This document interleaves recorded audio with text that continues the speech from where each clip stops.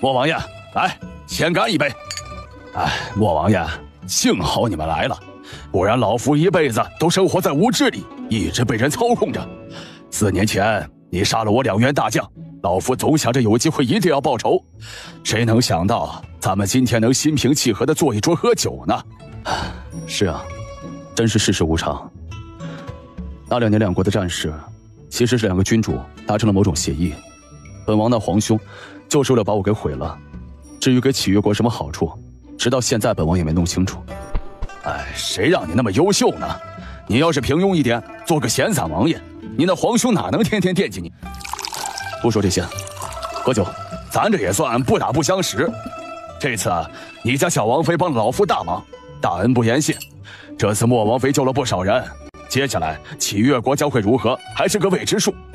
不过老夫想啊，再和龙胜国为敌的可能性比较小，至少这次成了王妃情的人就不会答应。至于以后启越国与龙胜国如何相交，本王不管。咱们今天这顿酒也不白喝。我启莫瑶只交你司徒大将军这个朋友。男人那桌聊国家大事的话题占主要，女人这一桌自然是女人家的话题。莫王妃，来尝尝这油炸果子，味道酥脆可口。燕影不客气地夹起来放进嘴里，享受的表情看得让人很舒服。很好吃，甜而不腻。一顿饭吃得宾主尽欢，也交流了感情。让齐莫瑶没想到的是，就是这一顿饭为他以后的事业起了很大的帮助。这一日，齐莫瑶和叶影准备启程回龙胜国，来送行的人就多了。叶影来启越国一趟，居然结下了这么多人缘，就连庞掌柜、五镖头、柯香蕊都来了。叶影心里充满了自豪感。这一趟启越国之行，再没有受别人刁难，一切都是顺风顺水。最大的赢家自然是叶影。队伍顺顺利利地出了京城，把马车帘子一拉，叶影带着秦莫瑶和刘子言就进了空间。一到空间，刘子言就跑去健身房玩各种器械去了，这是他最喜欢做的事情。而秦莫瑶却拉着叶影有话要说。小影儿，以后我的亲人只有你了。发生什么事了？一直不曾告诉你，韩晓此次来向我禀报，京城有异动，向南郡城派了兵。没什么大不了的，你皇兄不就是不想你回去吗？那个位置他喜欢，就给他个安心。咱们就在南陵城，一天到晚看他脸色过日子，换谁也不高兴。委屈我的小婴儿了。没事，出来了也好，天高任鸟飞，海阔凭鱼跃。小婴儿，你是我的妻，永远都是，此生绝不负你。这深情的表白让叶影心头轻轻颤动了一下。自从跟秦莫瑶在一起，他的表现让他很满意，至少他从来没有招惹一些乱七八糟的女人在身边。叶影在心里计算着还差多久满15岁，老早他就想把秦莫瑶吃了，可惜他的小身板，只能默默叹气了。如此行走了1个半月，终于到达了龙胜国的南陵城。还是万思聪等在南门口迎接，刘管家也在，杨红也在，自然也少不了秦莫瑶的4大副将。看到熟悉的人，叶影有一种回到家的感觉。王爷王妃一路辛苦了。王爷王妃，小的准备了新的王府。秦莫瑶也很激动，率先下车和几个人打招呼。一行又一起来到了刘管家准备的新王府。到了府门前，3个烫金大字映入众人的眼睑：莫王府。刘管家动作挺快的嘛。王妃谬赞。到了王府，归家的感觉更浓了。尽管不是之前熟悉的环境，但味道是一样的。当一切都安顿好，也吃了午饭，秦莫瑶带着他的下属们去书房议事，而叶影把刘子言送到刘管家特意给安排的香兰院以后，就回了主院，美美的睡起了午觉。而书房里几人面色都有些凝重。王爷，皇上已经派了重兵守在南郡城。是谁带兵？是守北华城的钟老将军。这钟老将军钟山河一直是守在与东民国交接的北华城，没想到居然把他给调过来了，就不怕东民国也起了野心？那他有没有对你们不利？目前还没有，但进出城的百姓都查得很严，来往商旅查得更严。多年前4国君主有一个和平约定，商贸往来不可限制，互通物资方可让百姓平安，只要不是规定的几种关键物资，都可以4国贸易往来。王爷，皇上还给您来了一道圣旨，让属下代接的，等您出使回来就交给您。哦，都说什么了？皇上说现在无战事，您在京中也无事，让您从此就在南岭城守护南疆国门，且再不给军需，让您自行解决，一生无照，不得回京。万思聪把内容大致一说，秦墨瑶就冷笑出声，真是打得一手好算盘，就这么一个城，20万大军，不给粮草，相邻的南郡城又派了钟老将军来守着，这就是在等着他撑不住，让他的军队慢慢的成为一盘散沙。没了军队的秦墨瑶就是一只没牙的老虎。事已至此，多说无用，咱们还是说说眼下吧。陈副将，你主要管着军需，现在有什么问题？粮草最多还能撑1个月，这南方天气还算暖和，冬衣还可以用去年的，但饷银就发不出来了。思聪，这南陵城1年的税银大概有多少？最多150万两，咱们这个府城人口不算多，才50多万人口，包括了村镇。如果不是因为是边境城市，有着商贸税收，还会更少。王爷，这些银两最多只能抽1/3用于军需，城市运作也是要花大钱的，50万两只够2个月的军需啊。一说到军需，每个人都犯了愁，一个个都面露苦色。秦墨瑶在每个人脸上扫过，长长的叹了一口气。本王要吃一段时间的软饭了。王爷什么意思？陈仲良没听明白，最先反应过来问。秦墨瑶眼含笑意，本王的王妃可以说是4国首富都不为过。什么？几个人都震惊地看着秦墨瑶。王妃手里至少有这个数的银子。500万两。秦墨瑶摇了摇头。5000万。我的个乖乖！朱广良倒吸一口凉气，其他人眼珠子都要凸出来了。王妃哪里来的这么多钱呢？这下几个人相互你看我，我看你，更加震惊了。那可是国库啊，他怎么办到的？其他的你们也不用多问，知道就好。这事儿一定要保密。在场的都是自己人，秦墨瑶才说出来。接下来他们又商量了一些事情，然后才散去，个个都喜笑颜开，走出了书房。叶颖这厢睡了午觉起来，打算参观一下这个新的王府。姚华氏早已在旁候着。姑娘，奴婢当家的找您有事儿。带他进来。叶颖只能暂时歇了去逛园子的心思，听听杨红有什么要说的。姑娘，杨叔不必多礼。姑娘此行启越国可还顺利？一切顺利，你这边什么情况？姑娘，我们一路南下来到南陵城，找了个小院住下，然后小的又买了2个铺子给装修好了，正是仿照京城的医馆装修的。小的想着医馆是姑娘喜爱的，就没和您商量就办了。姑娘啥时候空，小的带您去看看。可以啊，杨叔，你都知道本姑娘喜欢什么了，不错不错，走，咱们现在就去看看。姑娘，您回来了。叶颖在店里走了一圈，果然和京城的惠民医馆差不多。有了铺面，咱们的医馆又可以开起来了。有进货的渠道吗？有，这里从启越国过来的药材很多，比京城的药商还要多，而且还便宜些。当秦墨瑶从书房出来，回到主院，居然得知叶颖出去了，立刻叫来管家问。得知杨红居然在这段时间里买了个铺子，装修成了药铺。问好了地址，秦墨瑶骑了马就追了过去。叶颖刚从药铺里出来，就见到秦墨瑶正好下马。阿莫，你怎么来了？来接你。秦墨瑶笑着上前牵起叶颖的手。听了秦墨瑶的话，叶颖感觉心里甜甜的。两人相处久了，已经非常默契了。叶颖也不坐马车了，秦墨瑶抱起她一个跃起上了马背。小颖儿，坐好，为父带你看看南陵城的风景。落日霞光，一对璧人骑于马上，慢慢行走在街道上，引得路人驻足向他们投来羡慕的目光。回到王府，正好是晚饭时间。刘管家见2位主子回来，立刻安排晚饭。3个人的晚饭吃得非常温馨。刘子言对秦墨瑶越来越满意。首先，他从来没有招惹别的女人到王府里来，这一点是他最满意的。其次是他一直都非常宠他的乖孙。再一次，对他这个老人家也非常的尊重。他观察平时叶颖与秦墨瑶的相处，他也看明白，叶颖已经把秦墨瑶放进了心里。今夜叶颖不想修炼，最近在马车里很勤奋。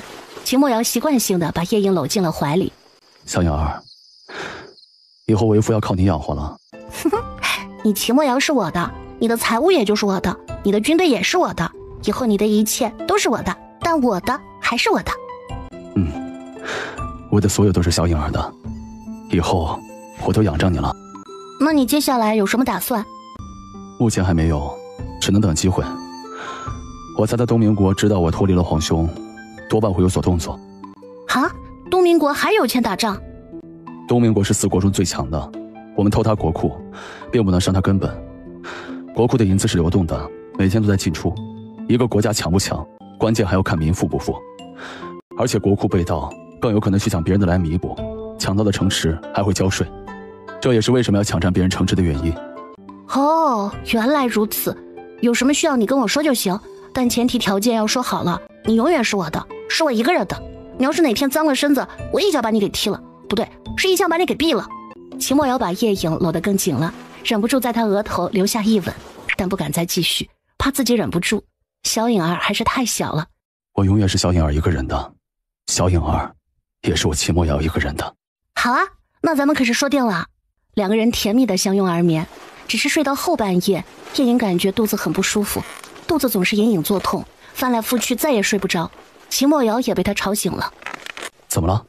哪里不舒服吗？我肚子疼。什么？这么久以来从来没有听叶颖说她哪里不舒服过，这猛的一听把秦墨瑶吓了一跳。是不是吃坏肚子了？不是很疼，就是隐隐的疼，让人很不舒服，还有点发胀。哪个位置？这里。叶颖把手放在自己的小腹上，突然她灵机一动，眼睛猛地睁大。小腹胀痛，难道是我的亲戚要来了吗？怎么了？阿莫，我大姨妈要来了。叶颖可怜兮兮地看着秦墨瑶，秦墨瑶也一脸懵地看着他，他没听明白呀，不是在说肚子痛吗？怎么又说到他大姨妈要来了？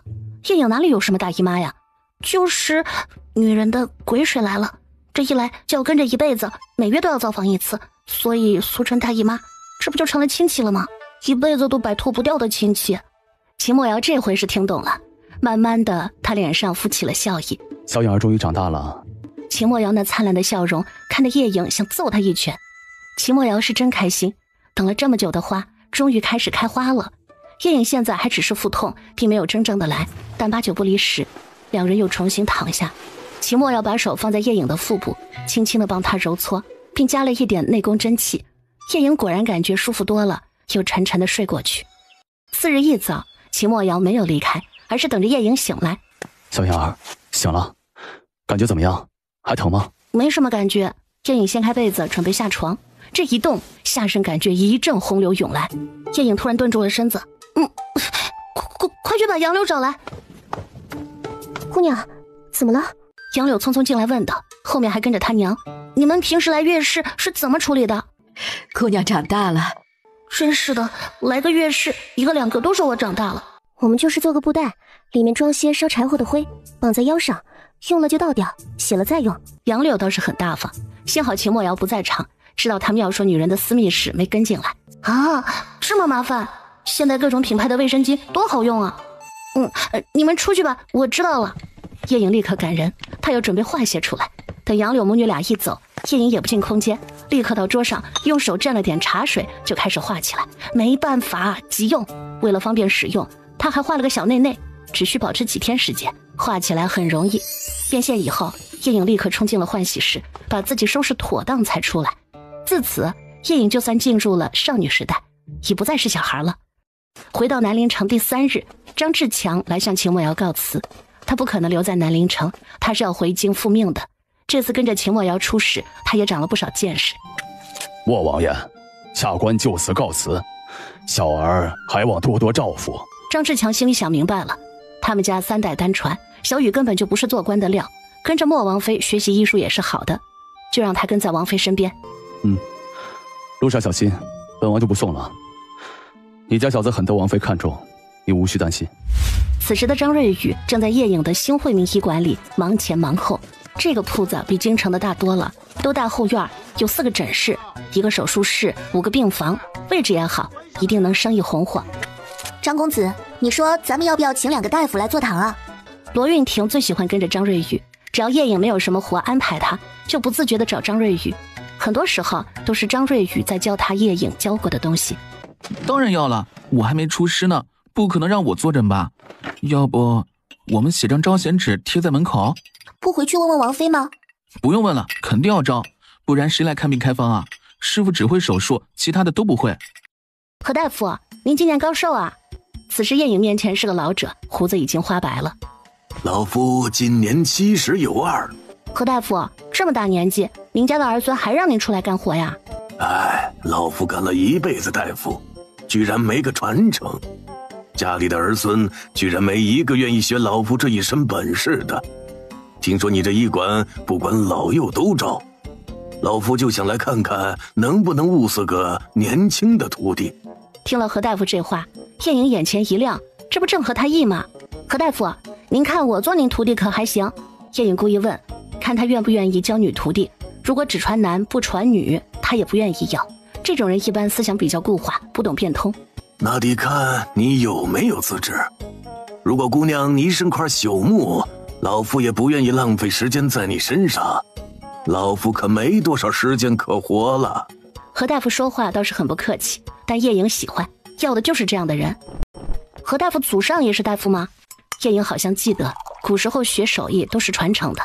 姑娘说对了，老夫的爷爷是宫里的御医，后来告老还乡，就把手艺交给了老夫。听了何大夫的话，叶颖把张瑞宇和罗运婷叫进来。何大夫，您看这两个给您做徒弟如何？这个刚接触医学1年不到，这个才接触医学3个月，这是我想重点培养的苗子，还望何大夫多多指教。如果您能教好了，我给您100两月银都没有问题。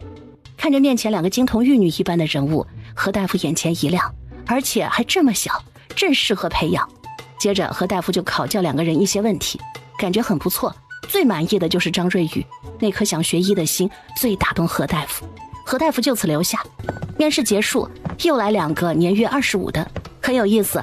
这是一对双胞胎兄弟，一个叫郭山药，一个叫郭冬青，都是以中药取名，果然是家学渊源。从名字开始，经过一番准备，南陵城的惠民医馆正式开业。叶颖让杨成请来武士队，热热闹闹的闹了一场，还放了1颗钟的鞭炮。当张瑞宇把蒙在匾额上的红布一揭开，惠民医馆几个苍劲有力的大字映入人们的视野。咱们惠民医馆今天正式开业，我们医馆的东家就是莫王爷的王妃，我师傅，他能救治很多目前无人能治的病症，如恶化后的肠痈、难产的妇人，可以剖腹取子、母子平安、中风开颅、胆囊取食。我作为莫王妃的大弟子，这些我也可以治了。而我们惠民医馆就是为了惠民，价格公道，童叟无欺。各位父老乡亲，如有需要，可来我们医馆。啊，孕妇剖腹真不会死？真不会，我们在京城不知给多少例难产的妇人接生过了，现在都活得好好的。我亲姐姐就是其中一例，我亲自伺候我姐姐过完伤口恢复期的。我姐姐可是郑国公家的媳妇儿，不信你可以找一些南来北往的商人，到过京城的打听打听，我有没有说谎。听了张瑞宇的解释，妇人直接蹲在地上大哭起来。哎，大婶子，你这是咋了？我们今天医馆开业可是喜庆的事，你咋在这哭上了？这算咋回事啊？大兄弟呀，你们怎么不早点开这个医馆呢？我女儿前天就是因为难产死了，我可怜的女儿啊！大婶子，这只能节哀，天时不对啊，以后再不会了。只要送来的及时，我们都能救回来的。在对面茶楼里看着这一切的秦墨瑶和叶颖，对张瑞宇真是刮目相看。这一通宣传，医馆生意不火才怪。不知不觉几个月过去了，叶颖的精神力已经修炼到了14级，所化的动物在空间里可以永久存在，当然寿命到了还是会死的，就如人7老8十自然就要寿终正寝。叶颖长长的出了口气，经过1年多的努力，空间的土地终于种完了，仓库也用完了3楼1间房的小仓阁。这日晚上，叶颖带着秦墨瑶进到空间，一眼望去直接傻眼了。啊，怎么又多出好些没种的土地？这才刚刚把之前的种完呢。小宝，怎么回事？主人，根据小宝对天象的探查，未来这片大陆会有不可抗的天灾。你作为拥有此空间的主人，有义务尽你所能去拯救万民。小宝的机械音让叶颖有一种想揍人的冲动。什么意思啊？他说未来有天灾，要我还要多多种粮。主人，好好干活，会有一个特大的奖励等着你。什么奖励？暂时保密。叶颖很想给小宝一巴掌，没办法，叶颖又被诱惑到了，只好又拿起画笔开始画起动物来。叶颖忙碌着，而秦墨瑶却陷入了沉思。不可抗的天灾，乱世出英雄，自古如此。看来我要提前做好准备，只是不知是什么天灾。出了空间，两个人洗漱完躺好，秦墨瑶还在思考中。怎么啦？叶颖见秦墨瑶神游天外的样子，不由得问道：小颖儿，你说会是什么天灾呢？不外乎水灾、旱灾、地震、瘟疫、虫灾。小颖儿，我有个计划。啊？什么计划？乱世出英豪。小颖儿，我来做这个英豪。有了权力，才能护得住人，才能不受别人的气，才能不看别人脸色过日子，有志气。小颖儿，你有看过我们这片大陆的舆图吗？没有啊，问这个干嘛？秦墨瑶忍不住直接下床，去书房把舆图拿了过来，摊在桌上，让小颖儿过来看。这还是叶颖第一次看这片大陆的地图，还算清晰。没想到古人的智慧已经这么高了。在秦墨瑶的解说下，叶颖一点一点地看过去，看到龙胜国的地理位置，真是尴尬呀。北边是东明国，南边是启越国，西边是陈阳国，而龙胜国却有一个像如意的手柄，直接往中间一插，和几个国家都交界。而陈阳国和东明国之间居然有那么大一片森林，面积几乎超过了龙胜国。这片森林不知道里面有什么情况。这片森林有人进去过吗？不知道，森林里大概野兽多吧，也不适合人类居住。抽个时间咱们去探探。小颖儿的意思是，你看啊，龙胜国中间这个插入腹地的这些土地，不是和启越国交接，就是和东明国交接，要么就是和陈阳国交接。如果我们把与东明国交接的这两个城池占领，过去就是森林，咱们就以森林为后备，当天灾一来，我们就大量的吸收难民，装不下就往森林里转移，有人有土地才能成一国，说不定到时候各国都要求着你，寻求你的庇护。这个计划应该可行。当叶颖每天都在任劳任怨的画图修炼时，东明国的朝堂上吵翻了天。红标首先出列：皇上，这么好的机会，咱们怎么也要拿下他几个城池，说不定还能灭了龙胜国，壮大我东明国的版图，从而进一步还能吞下启越国，再然后就是陈阳国，恢复几百年前赤焰王朝的辉煌。只是这军需从何而来呀？这个好办，可以以战养战。龙胜国可是物产丰富，只需前期需要，只要占领2-3个城池，就差不多够军需了。红标这话说的大家都眼前一亮，基本没什么悬念，大多数人都赞成出兵，少部分文官想劝的话都不好说出口了。而东方明城只能够眼观鼻，鼻观心，他人微言轻，阻止不了。东方朔本就想出兵，更是顺应了大家的赞同，最终决定由洪家大孙子洪俊凯带兵，二皇子东方德雄随行做副帅。这个消息对秦语嫣来讲那就是晴天霹雳。皇兄糊涂啊，谟帝是龙胜国国泰民安的保障，他怎么就只看到眼前呢？秦语嫣在宫里哭了一场，又去找东方朔求情，结果连面都见不到。这就是弱肉强食的最佳体现。她一个和亲的公主，真的无法改变男人的决定。秦语嫣被软禁了，只许4皇子每隔半个月来探望一次。皇儿，你有没有办法写信给你小舅舅？不用我们写信，他肯定能得到消息。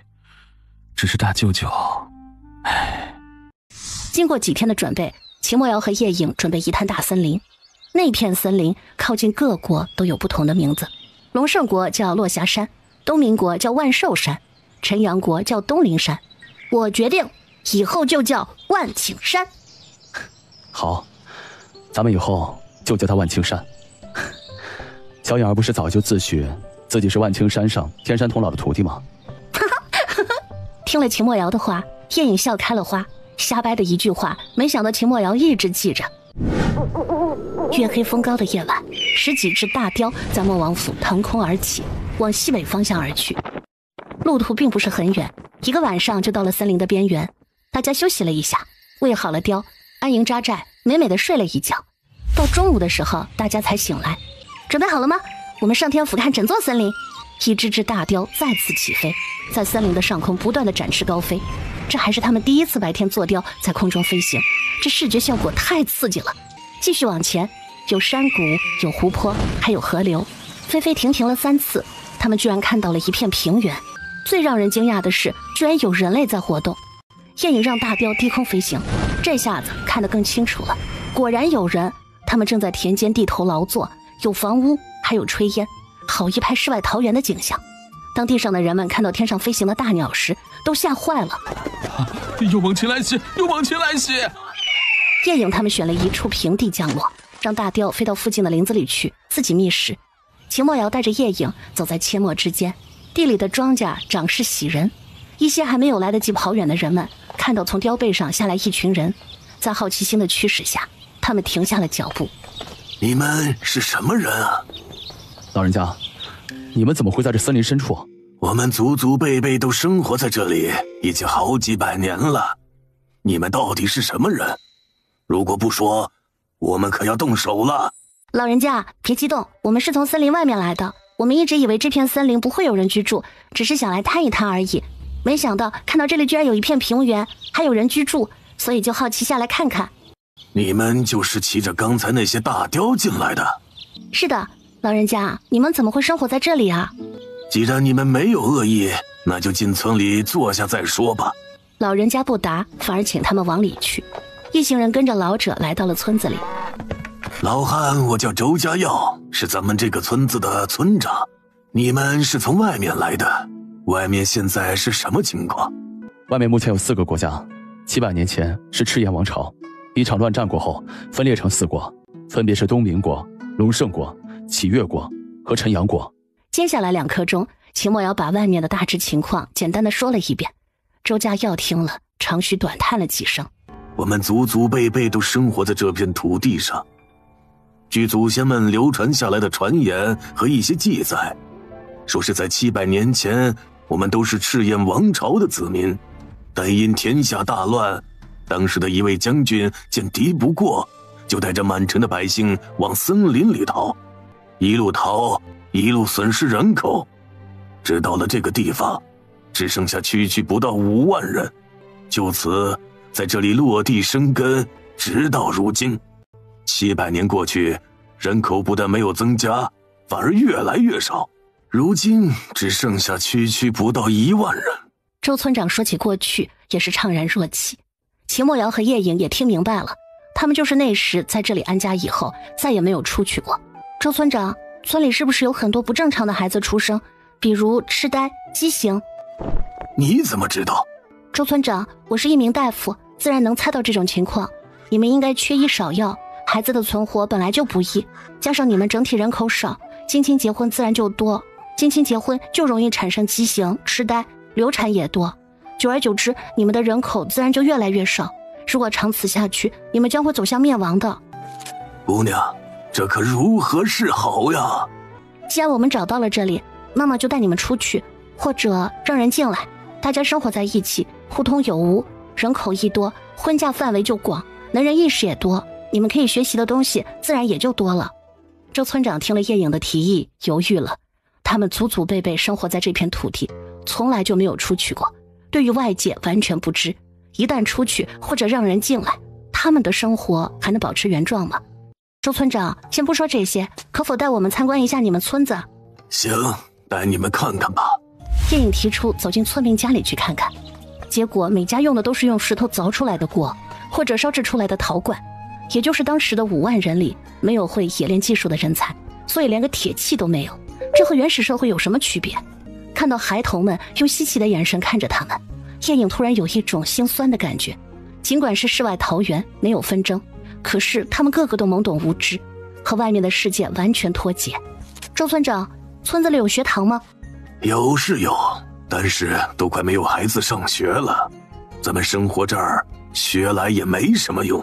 也就是还是有人识字的，还好没有落后到真正的原始社会，把文字延续下来了。逛了一圈，叶影基本已经看明白，这就是个半原始社会的人类聚居地，有一定的文明，但条件所限，又退回到了原始社会。周村长，这次我们来是无意中闯入你们的生活，看到你们目前生活的状态，我建议要不你派2个人这次跟我们出去，让他们去见识一下外面，然后再回来，你再做决定。这个主意可行。这日晚上，叶影被周村长他们安排到各家借住，而叶影和秦墨瑶正好安排在周村长家里住。当晚饭端上桌的时候，叶影夹起一筷子菜放进嘴里，居然有盐味。周村长，你们的盐是从哪里来的？叶颖想着他们在这深山里应该没有烟才对。离咱们村子大概50里地，有一块地方的石头带盐味儿，我们就把那个地方保护起来，供我们所有人盐的需求。次日一早，叶颖和秦墨瑶又在村子里到处逛了逛，这里真的是非常祥和，叶颖都有些不忍心破坏他们的生活。只是当看到1个2个畸形的孩子、呆傻的孩子，还有很多成年人也如此，他又觉得他们要是走向灭亡，实在是太可惜了。阿莫，你是怎么想的？这里真是个好地方，从我们来时看到路上的庄稼，就知道这里土地肥沃。这一块平原幅员辽阔，从我们落地的地方到进来这里，我们才飞了3个时辰，应该路程也不是很远。我们坐上大雕，再往远处飞一飞，看看还有什么样的地形。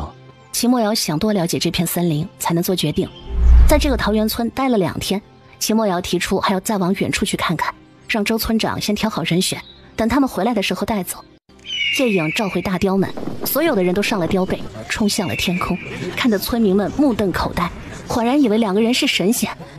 回到王府已经是2日后，秦墨瑶把2个带出来的青年交给刘管家安排，让他安排个人给他们带路，以后就在南陵城逛逛，他们想学什么也可以安排。当张瑞宇知道叶颖回来的时候，立刻跑来吵了好一阵。师傅，你太不地道了，说好你去哪里都要带着我的，结果你把我丢下，自己去快活。如果下次你再丢下我，我就寸步不离的跟着你。看着这像没断奶的孩子，叶颖很无语。好，答应你，这总行了吧？叶颖投降，打发走了张瑞宇。王府居然有客人来找叶颖。当叶颖来到前厅，见是一位30岁左右的男子，看穿着打扮像酒楼茶馆的掌柜。属下岳飞翔见过少主。叶颖还没有说话，秦墨瑶就进来了。见过莫王爷。岳飞翔又是一礼，听他刚才自称属下，那就是晴空楼的人。请坐。是来找我的，你来做什么呀？我们是夫妻，一起见客很正常。秦墨瑶本来是打算去一趟军营的，听说有人找叶颖，而且刘管家还不认识，他自然也好奇，就过来看看。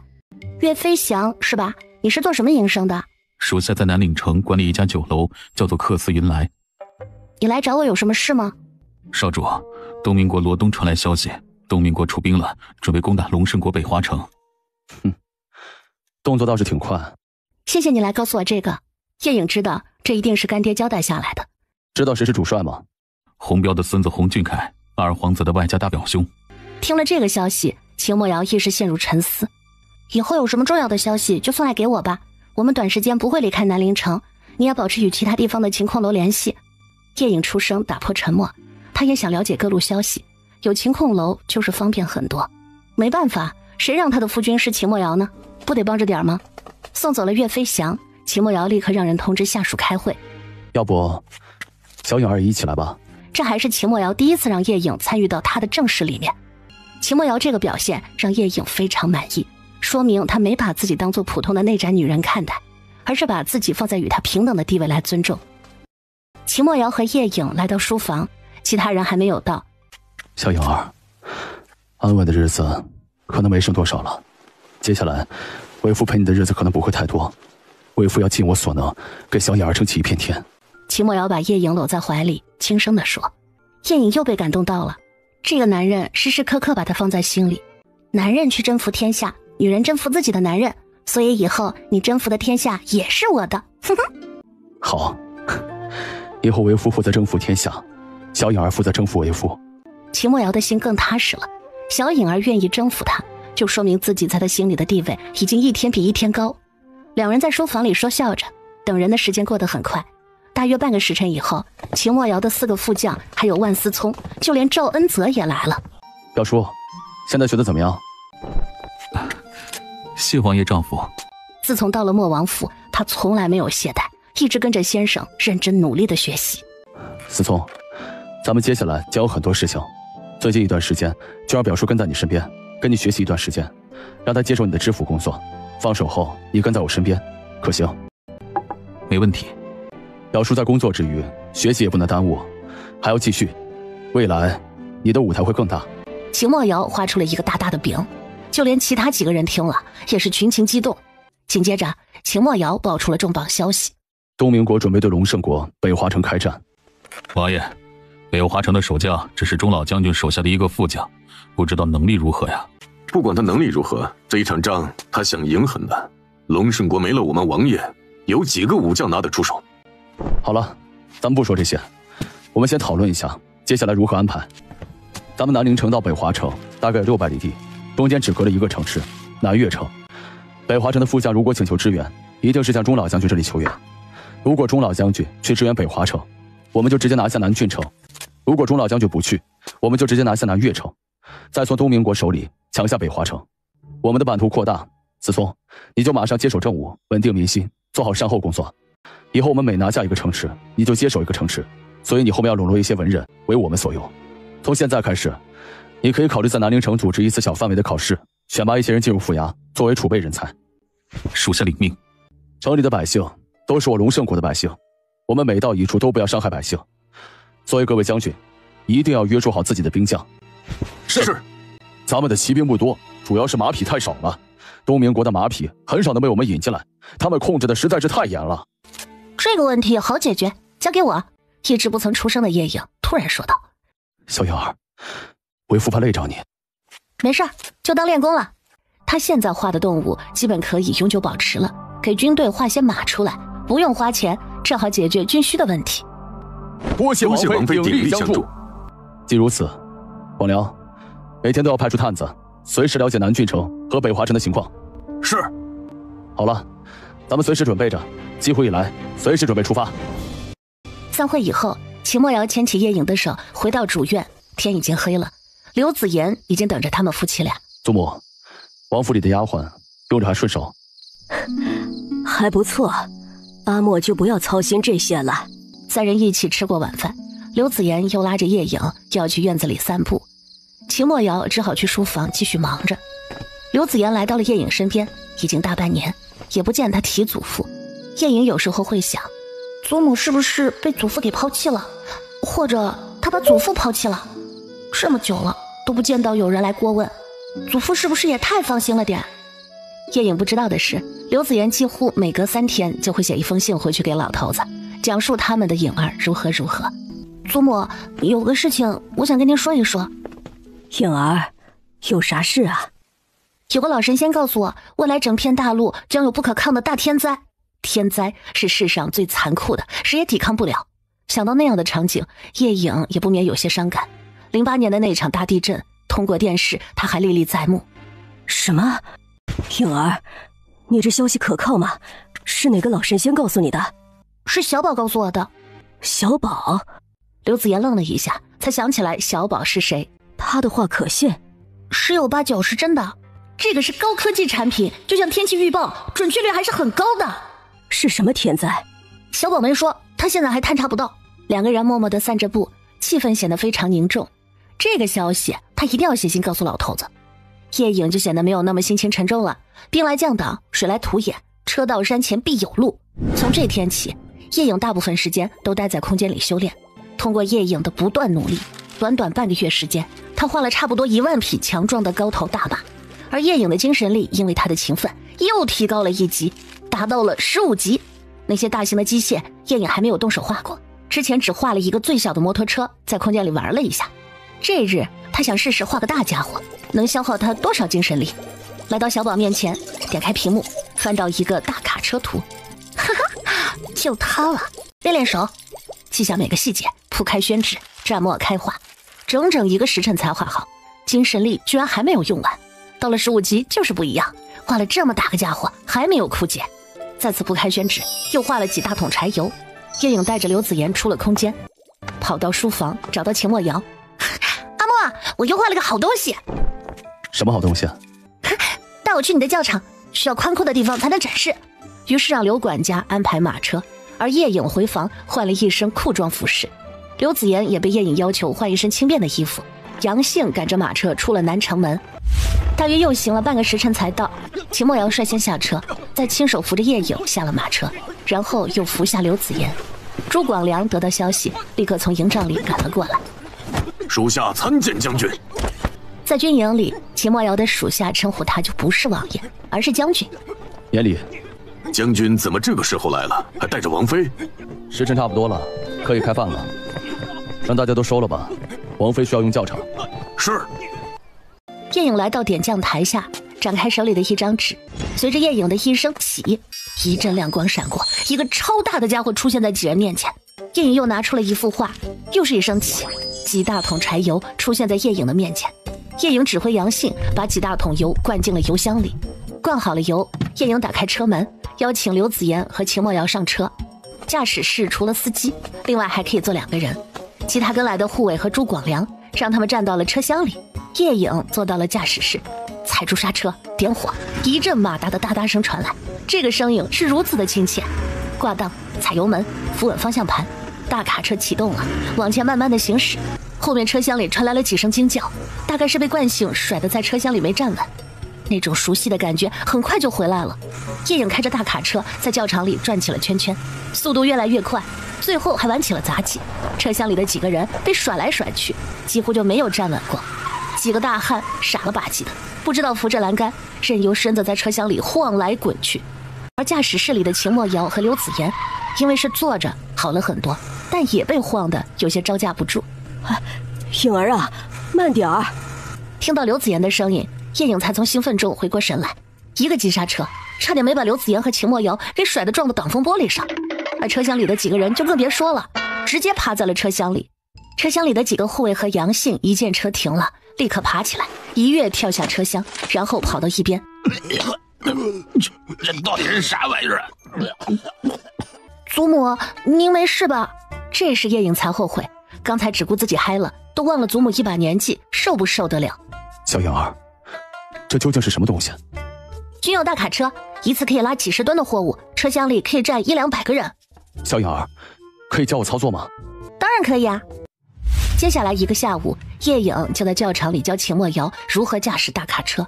没想到男人对开车居然有天生的敏锐，还不到1个下午，秦墨瑶就学会了在教场里开着转圈圈。秦墨瑶让朱广良叫了一些士兵，全部站到了车厢里，果然能装下200人左右，一个挨一个的挤着。那些上了车的士兵们一脸的懵，但叶颖提醒他们，相互一定要扶稳站好，可别摔下来。秦墨瑶开着车在教场里转了3圈，不过车速不快，那些士兵体会了一把坐车的瘾，这回不像叶颖开的那一次，没有被甩得东倒西歪。下了车，个个都围着大卡车看稀奇。这绝对是个好东西啊！要是军营里有这样的车，步兵哪用走路或者跑步去战场啊？是啊，保持了体力上了战场，和休养生息过后的战斗力不是一样的吗？王妃，属下也想学怎么驾驶这个大家伙，行吗？朱广良已经忍了1下午了，终于看到秦墨瑶过完瘾，才找到机会提要求。爱车是男人的通病，行啊，让你们王爷教你。有了这个大家伙，秦墨瑶连续3天都去军营，见他们这么喜欢，叶颖又连续画了3辆，他感觉越画越轻松。4辆大卡车停成一排，看着就壮观。秦墨瑶让10个人学会开车，几个副将第1个报名，半个月就都会操作了。接下来就没叶颖什么事儿了，他只需要保证他们的柴油供给就可以了。秦墨瑶非常感动，心里也在默默地数着小颖儿还有多久到15岁。离过年还有1个多月，也就是还有大约4个月，小颖儿就及笄了。我日盼夜盼，终于快要到了。这日，沈长清派去北华城的探子骑着快马回来了。这时，秦墨瑶正召集4名副将在讨论过年之前的安排。将军，东民国已经对北华城开战了，来势凶猛。他们带了40万大军，是东民国洪老将军的大孙子洪俊凯做主帅，东民国2皇子东风德雄做副帅。哦，下去休息吧。这个消息他们早就猜到，也不震惊。既然东民国已经开战，现在咱们就看钟老将军怎么应对。是。几个副将早就知道接下来的计划，都不慌不忙，就等着事情的发展。秦墨瑶忙着选拔人才的时候，南郡城的钟老将军如热锅上的蚂蚁。他留在北华城的副将冯全昨日向他发来了求救信。钟山河在自己的营帐里来回踱步，拿不定主意。他要是走了，莫王爷趁机拿下南郡城，他将如何向皇帝交代？如果他不去北华城救援，那么北华城必定拖不过半个月就会落入东民国的手里。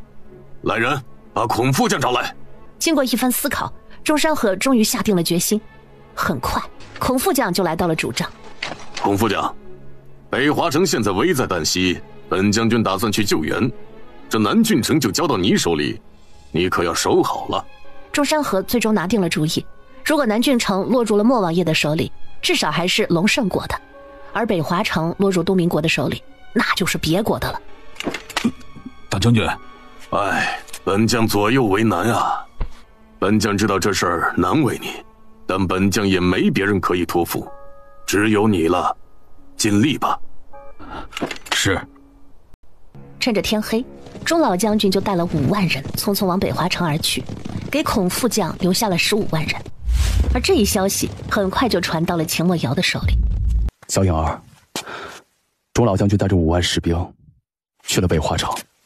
秦墨瑶从内心来讲，他希望钟老将军不要去救援，这样他就只需从东明国手里抢城池即可，而不是从龙胜国抢城池。一旦开战，他杀的是自己国家的士兵，这是多么悲哀的事情啊！是不是不忍心？一将功成万骨枯，这是无可避免的事儿。小颖儿，可以把牺牲降到最低吗？看着秦墨瑶纠结的样子，叶莹也不知道怎么说。那你是什么想法？擒贼先擒王，一个军队如果没有了首领，就会是一盘散沙，自然就不攻自破。那你想我怎么帮你呢？你以前用过的暗器，可否借我用一下？哦，暗器呀！说到暗器，叶颖就想笑。他第一次使用手枪，帮忙解决了10几个刺客，他就是用暗器来搪塞秦墨瑶的。没问题，给你一个，我再教你怎么使用。叶颖打算给他一个狙击步枪，射程可以达到800米，绝对能满足他的要求。当天晚上，叶颖带着秦墨瑶进了空间，当着他的面就画了一款巴雷特狙击步枪，就在空间里教他练习打靶。秦墨瑶是一名军人，除了武功高强，他还是射箭高手，对于看靶很有一套，所以学起来相当快，让叶颖刮目相看。这都不用教了，直接毕业，只要告诉他如何操作枪支就行了。而当钟老将军收到这一消息时，直接一口老血吐了出来，而他才刚刚到达北华城，现在唯一的办法就是死守北华城，不然他只有以死谢罪了。大将军，东明国又组织攻城了。钟山河一口气还没有叹完，就有士兵匆匆来报。钟山河立刻穿上铠甲，爬上城楼，举目望去，城外黑压压的东明国士兵整齐排列，洪俊凯驱马上前站定，离城门大约400米左右。钟老将军，久仰大名，今日得见，名不虚传呐。哼，践踏别国土地，你这讲的哪门子理？老将军，自古以来弱肉强食，何况700年前咱们本是一国，我皇有雄心壮志，想恢复当年的荣耀。我们做臣子的自当辅佐其完成大业。哼，欺凌弱小，小人也。多说无益。钟老将军，你手下可有出战的将军？如果没有，本将可就不客气了。将军，末将愿出城一战。一个叫赵云峰的副将见洪俊凯那嚣张的气焰，来了火气，想去会会。云峰，你可想好了？想好了。好，一切小心，见势不妙，立刻认输回城。城门打开，一队500人的队伍冲出城门。龙胜国赵云峰愿来挑战。东明国军中也走出一名将领，满脸络腮胡，看不出样貌。报上名来，本将几下不死无名之辈。切，本大爷关山虎是也。吃我一击！赵云峰不给对方反应的时间，对方话音一落就祭出一击，直冲对方面门。关山虎也不是吃素的，迅速横枪一挡，很快2人就站到一起。关山虎块头很大，2只胳膊力大无穷，而赵云峰动作灵敏，只是赵云峰坚持不了多久，体力是硬伤。果然还不到50个回合，赵云峰就被打下马。跟去的士兵见势不妙，立刻上前拉了赵云峰就退回城。守门的士兵又以最快的速度关了城门。东明国的战鼓声响起，士兵们驾着云梯如潮水一般涌向了北华城墙。钟山河亲自在城楼指挥战斗，箭雨不断地向东明国士兵射去，可是也挡不住他们人多将多，武器也充足。攻上城的东明国士兵越来越多，龙胜国士兵死伤也越来越多。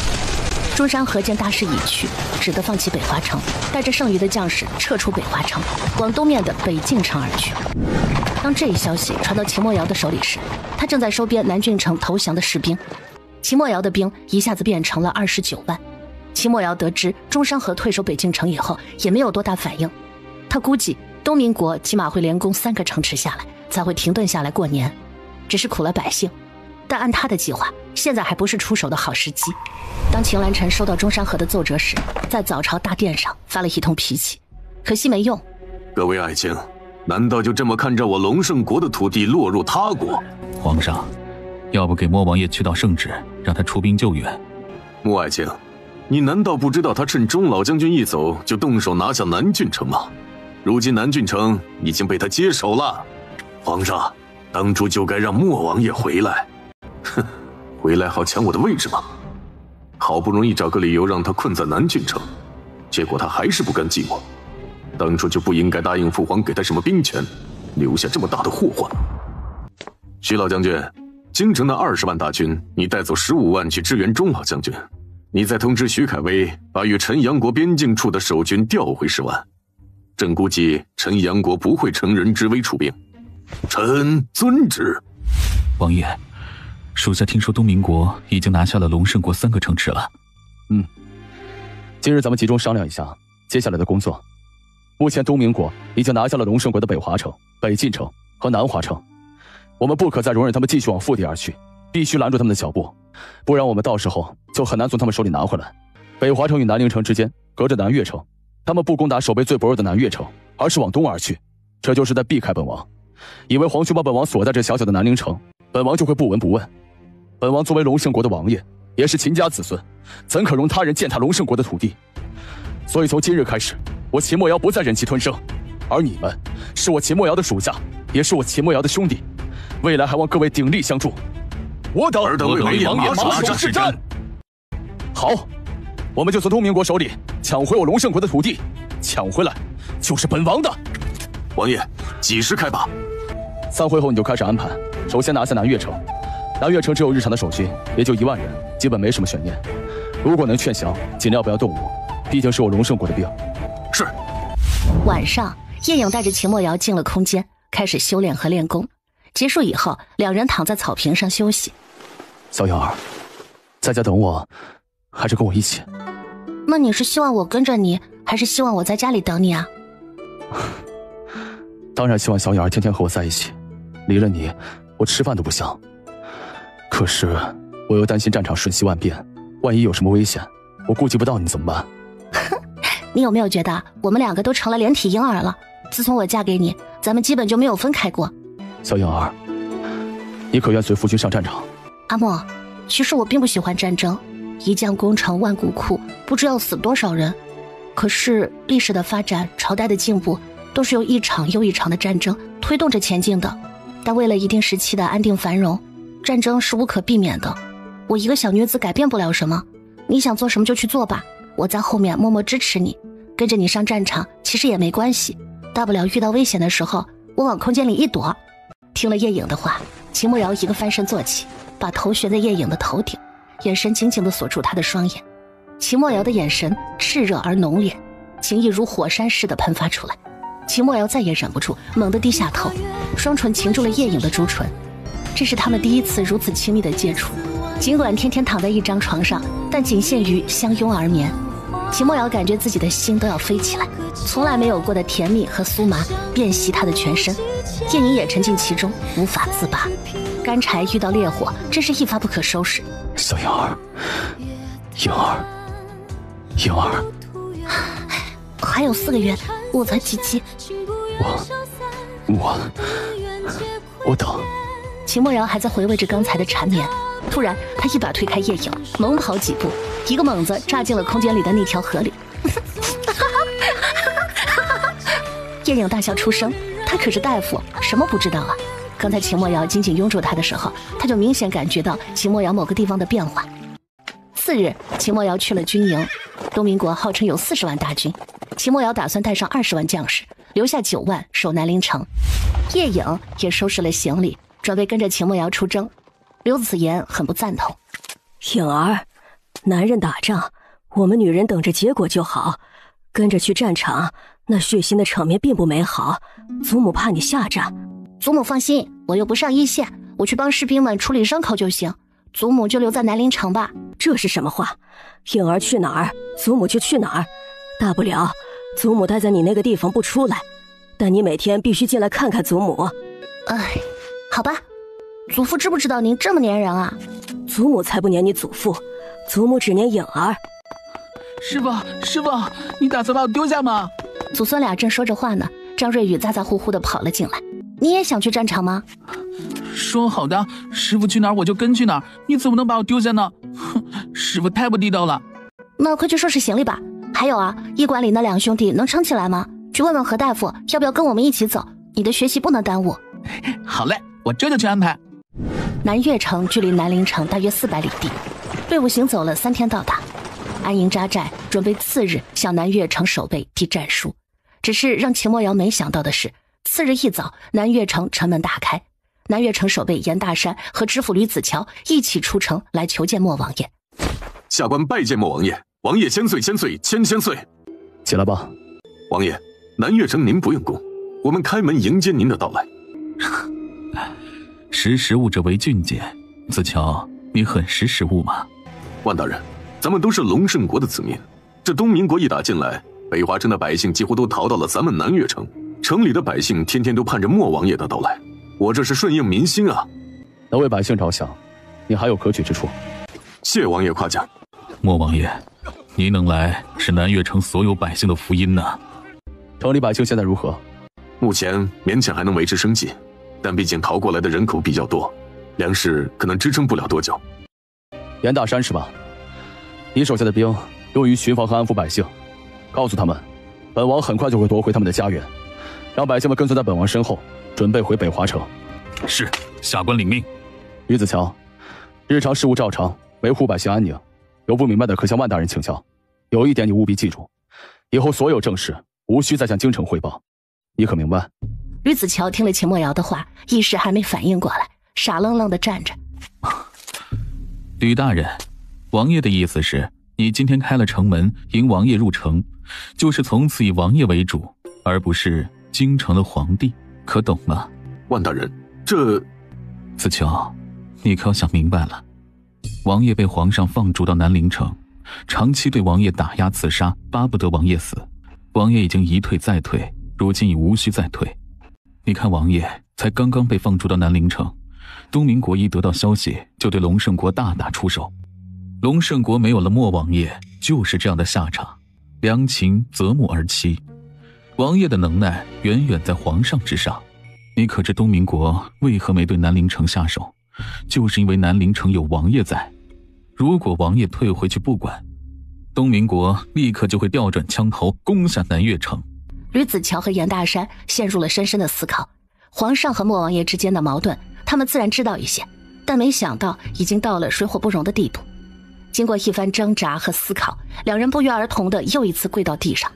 下官愿意追随王爷左右。不管是形势所迫，还是识时务，至少此次这两人已经表明了态度，秦墨瑶也不会计较那么多。既然南岳城没什么障碍，军队再次启程，向北华城开进。莫王爷，你不在南陵城待着，上这儿来讨辱吗？我龙胜国的土地，不容他人践踏。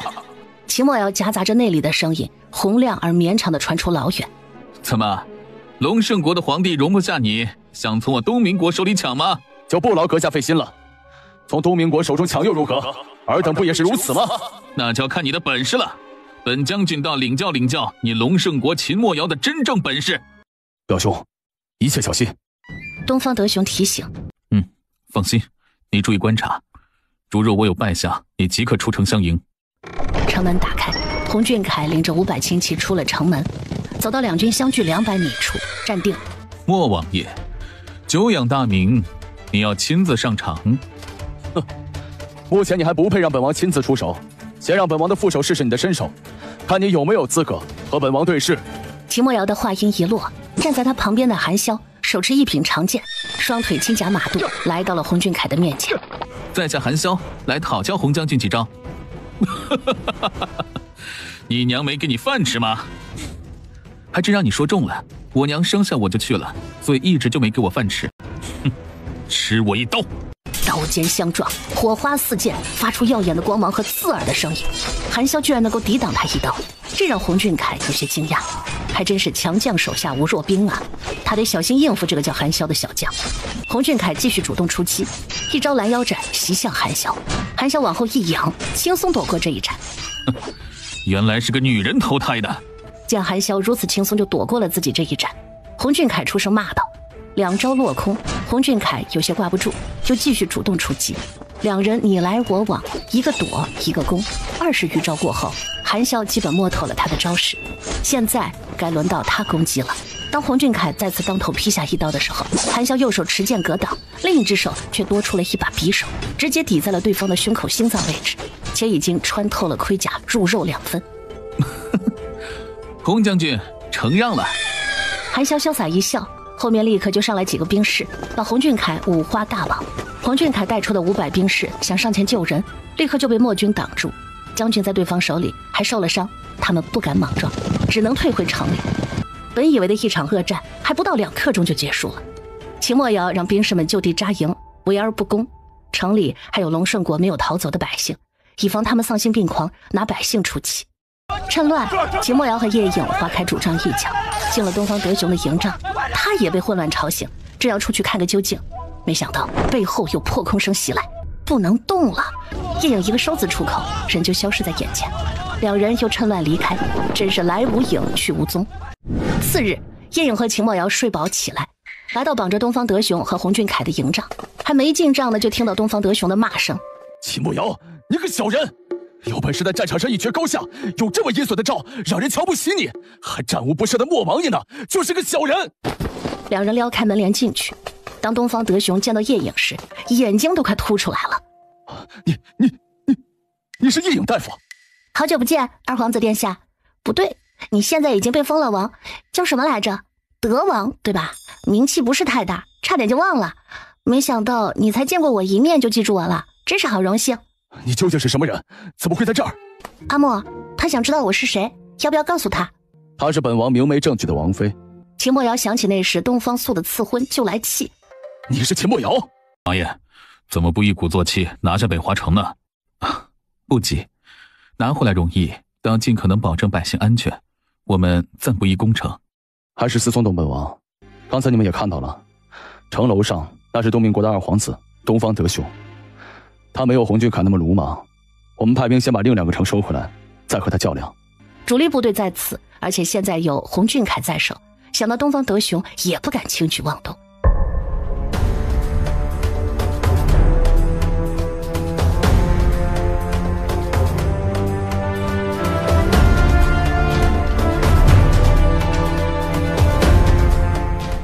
北京城已到手，秦墨瑶就打算进行下一步计划了。是夜子时末，叶影和秦墨瑶骑着一只大雕，悄悄地飞上了北华城上空。2人降下之后，秦墨瑶躲避着巡逻的士兵，慢慢地向东方德雄的营帐靠近。此时正是人最困乏的时候，又加上秦墨瑶轻功了得，来去自如，没用多长时间就找到了东方德雄的主帐，但并没有靠近，而是选了另一个营帐，放了一把火。当火势起来，自然引得一场混乱。正是本王，你想怎样？这还用问？你们想要霸占我龙胜国领土时，有没有问过本王的意见？你们在欺凌我龙胜国百姓时，有没有问过本王的意见？现在，你问本王想怎样，本王就让你看看，本王是如何做的。秦墨瑶和叶影来炫耀了一番，把东方德雄给气了一通，心里舒爽了不少。第2日，秦墨瑶让人押着东方德雄和洪俊凯来到了北华城城门口，一直找不到东方德雄的几个将军立刻跑上城楼，远远的看到阵前2个被五花大绑的人，这不正是他们的主帅和副帅吗？上面的人听着，你们的主帅洪俊凯和2皇子东方德雄都在我们手上，你们立刻开城门投降，不然就杀了他们。城楼上的几个将军听了，怎么也想不明白，主帅不敌被抓，大家都看到了，可是2皇子殿下怎么也被抓了？难道龙胜国的人有来无影去无踪的功夫吗？打开城门吧！城楼上的几个将军听了东方德雄的话，只得打开城门，放下武器投降。这是他们打的最憋屈的仗了。秦墨瑶等人入城，很快接手了北华城的政务，并安抚民心，处理好北华城的事务。秦墨瑶让人通知朱广良，并告知北华城的情况，让他可以向南华城进攻了。东明国将士听好，你们的主帅洪俊凯和2皇子东方德雄已经被我们莫王爷俘虏，如果你们打开城门投降，缴械不杀。随着他们的喊声，一支利箭带着一封信射向了城楼。守城的将军举下信展开看时，大吃一惊，果然是他们皇子殿下的笔记和印信。很快，南华城就传来了好消息，东明国的将士开城投降。至此，隆盛国被东明国占领的城池全部被秦墨瑶抢回。此时，徐老将军才刚刚带着京城的15万将士赶到，可是已经迟了。徐老将军的到来让秦墨瑶小小的吃惊了一下，此人还算正直，看在秦浩然的面子上，秦墨瑶自然给他几分面子。下官见过莫王爷，莫王爷安康。徐老将军，好久不见，这么远来找本王，所谓何事啊？王爷，下官从京城出发后，中途收到皇上派人快马送来的圣旨，让下官带来给您。秦墨瑶伸手接过，打开来快速浏览了一遍，大意就是让他回京。以前的事儿是他做皇兄的部队，希望他既往不咎，以后他们兄弟相互扶持，共同护卫隆盛国百姓。徐老将军，你回去告诉秦兰臣，我秦墨瑶不是3岁小孩，已经受够了他的猜疑、刺杀，把本王当枪使，想着法子的让本王死。他所做的一切，才导致了今日的结果。对于他的位置，本王本没有兴趣，是他一步步将本王推到今日的地步。本王刚刚从东明国手里抢回的3座城池，是本王凭本事抢回来的，与他秦兰臣无关。当然，也请他放心，我秦墨瑶就到此为止，以后桥归桥，路归路。徐老将军听了，长长的叹了一口气。莫王爷，老夫也不多劝，只尽自己的本分。浩然这孩子很尊重您，如果某一天他遇到难处，还望您能伸把手。你也不用想太多，未来会如何，谁也说不准。秦墨瑶想到夜影空间里小宝说的会有大灾难，在那种时候能活着就是万幸。东明国皇帝东方朔刚收到东方德雄送来的加急奏折，没2天又收到他被秦墨瑶俘虏的消息，气得差点晕过去。该死的秦墨瑶，秦兰臣都如此对他，他还帮他。皇上，现在怎么办？洪老将军急切地问。他的孙子也被俘了，二皇子可能不会死，他的孙子可就难说了。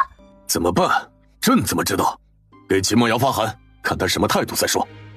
而秦墨瑶也遇到了难题，东明国40万大军的士兵目前还有38万，这么多人怎么安排？每天都要吃要喝，还要安排人看守。这日天快黑了，秦墨瑶才回到住处，北华城的知府府。此时被秦墨瑶征用为自己的临时住处，改为了莫王府。饭桌上，秦墨瑶都没怎么说话，眉头深锁。阿莫，怎么了？小颖儿，你说这几10万的俘虏怎么处理好呢？我在想，要不直接找东明国谈条件，让东方朔给钱赎人，咱们养着消耗也太大了。你打算放了他们？别呀，这么多劳动力不用白不用，你把森林里的桃源村给忘了？我们可以修路直通里面，就用这些人，我们只需给那些兵吃的就行，粮食我们又不缺。小颖儿真聪明，可是还得安排人看守，30多万人可不是小数目，我们自己才30万士兵。这个呀，雇些民兵吧，从各处临时招些民兵，不是从东明国的士兵手里收缴了他们的武器吗？发给民兵，再给他们一些工钱，一个人几百文一月都是有人干的。然后我还可以弄一些猛兽出来帮着看守，这样就解决问题了。小颖儿想得真周到，可以给为父当军师。哼，那是，也不看看我是谁。饭后，秦墨瑶也没有空陪夜影，就去了书房，把万思聪找来商量事情。万思聪听了秦墨瑶的话，也大加赞赏。次日，万思聪就发了公告，此时已经是冬天了，很多壮劳力都没事儿干，得了消息，来报名的人接二连三，不出3天就招了8000人。秦墨瑶安排了几个参将，临时把这些人集中起来，训练几天就能胜任了。问题解决，秦墨瑶腾出手来，就要进行下一步计划，不是只抢回东明国的城池就算完事了，以其人之道还治其人之身。整顿好了军队，秦墨瑶就准备往东明国边境赤月城进发。小颖儿，在家等我，我会想你。城里的事务你也看着些，万思聪我要带走，另选了知府刘元康负责城州事务。此人还算忠厚，如果他有什么不能解决的事，我让他来找你。咱们夫妻一体，以后为夫什么事你都参与，咱们共建属于我们自己的家园，可好？好，那你也要注意安全，不能受伤，不能瘦了。我另外给你准备了好东西。叶影拿出一幅画，秦墨瑶一看，正是当时叶颖诈起越国南乐族居住的祈福山的那个东西。小颖儿，这个东西的好处你也知道的，但不要乱用，毕竟它不属于这个时代。这东西只要受到撞击就能爆炸，所以你要小心。我现在把它变现，你带上，希望你能早些回来。谢谢小颖儿。得妻如此，夫复何求啊！秦墨瑶情不自禁地把叶颖拥进怀里，紧紧地抱着，然后低下了头，深深地吻上那时刻都在消响的红唇，久久不能自拔。秦墨瑶留下各城的守卫以后，匆匆地回了北华城。叶颖来到城门口迎接秦墨瑶，一队快马匆匆奔来。看到那一身风霜的秦墨瑶，让叶颖有些心疼。当叶颖的身影出现在秦墨瑶的眼里时，立刻跳下马，几个大跨步来到叶颖面前，把叶颖一下子抱起来，在空中旋转。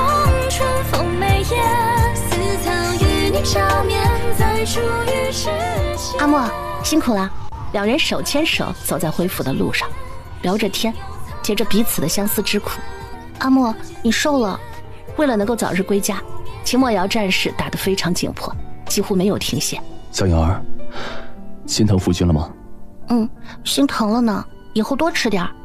叶颖说的无比温柔，甜到了秦墨瑶的心里。回到府里，刘管家早就准备好了饭食，此时正好是快吃晚饭的时间。杨柳为两人准备好碗筷，默默地退了下去，就连刘子言也没来打扰，给小两口独处的空间。两人时不时地相互对望一眼，叶颖时不时地给秦墨瑶夹菜，温情脉脉在两人之间流淌，有一种久别胜新婚的感觉。秦墨瑶实在忍不住，一把将叶颖抱到怀里，亲手夹了菜喂到她嘴里。这顿饭只把菜吃凉透了。马上快过年了，北华城的百姓们都知道现在是莫王爷守护着，都开开心心地准备着年货。战争带来的阴影在新年的氛围里慢慢淡化。小颖儿，我们今天去逛街吧。秦墨瑶终于在后天就过年时停下了忙碌，提出要带叶颖去逛街。好啊！叶颖欢快地答应。两人很久没有一起逛街了，说走就走。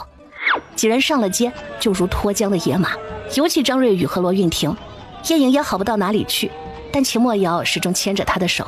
当到了一个首饰店，秦墨瑶让老板把她店里最好的都拿出来。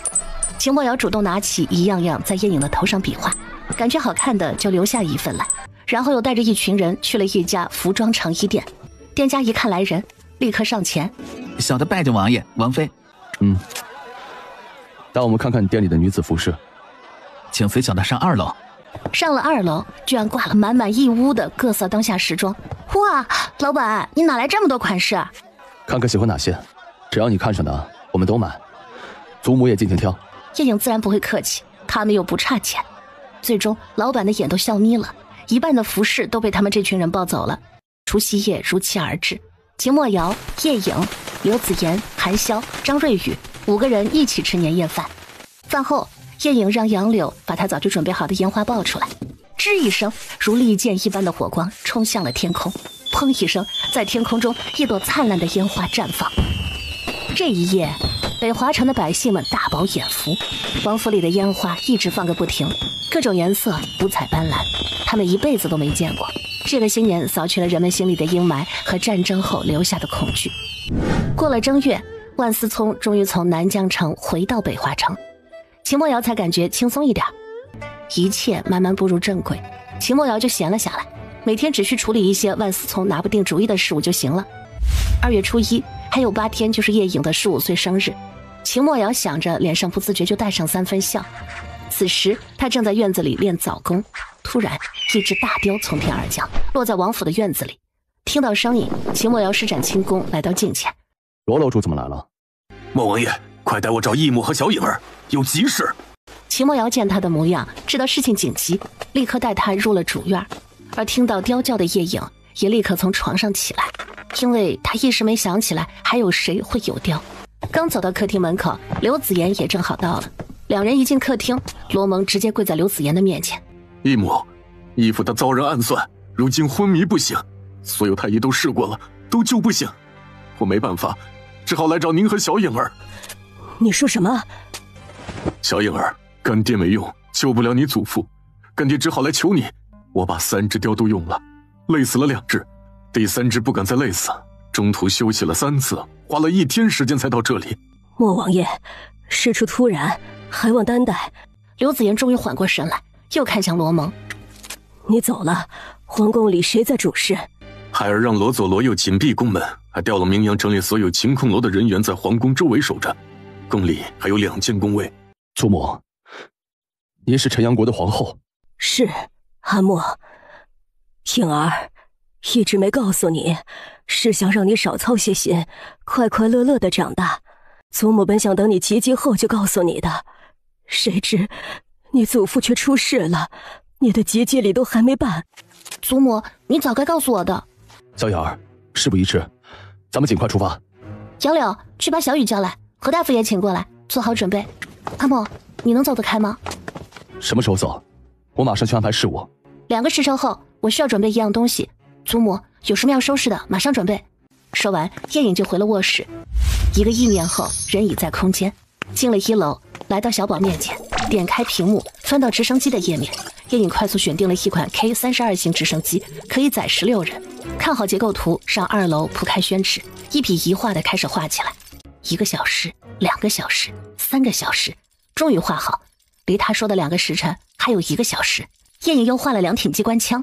有人暗算，祖父还是皇帝，那自然是为了皇权之争，不给那些人一些教训，震慑不了他们。虽然祖父还没有见过面，但从祖母对他的好，就值得他为他付出。他叶颖想护着的人，谁敢伤害？叶颖动作飞快，笔走游龙，很快1箱子弹还有直升机需要的燃油都跃然纸上。需要的东西画好之后，叶颖出了空间，秦墨瑶早就等在外面。我可以带走16个人，包含我在内，你看你需要带哪些人？现在叫来，马上走。秦墨瑶算了一下，又去叫了7个暗卫，让他们简单收拾了2件衣服。叶颖带着所有人来到前院最空旷的地方，大约400平米，没有任何遮挡物。叶颖拿出一幅巨大的画，在地上展开，起，一阵强烈的光芒闪过，一只庞然大物出现在众人面前。不过大家见识过大卡车，也没有被惊到，但罗蒙却是第一次见。小颖儿，这是什么怪物？可以带我们去陈阳国的东西。罗蒙更加好奇了，这个东西居然能带他们去陈阳国。他一直以为叶颖躲在屋里画大雕，结果却是这么个大家伙。小颖儿，这东西能快得过大雕吗？比大雕快多了，而且不用休息，可以一直飞。好了，大家上去吧，一人坐1个座位。都坐好了吗？我们准备出发了。准备好了。启动，飞机进入自检，一切正常。慢慢拉开油门，螺旋桨旋转起来，慢慢提升总距操纵感。直升机逐渐离开了地面，前世开直升机的感觉很快回到了叶颖的意识里。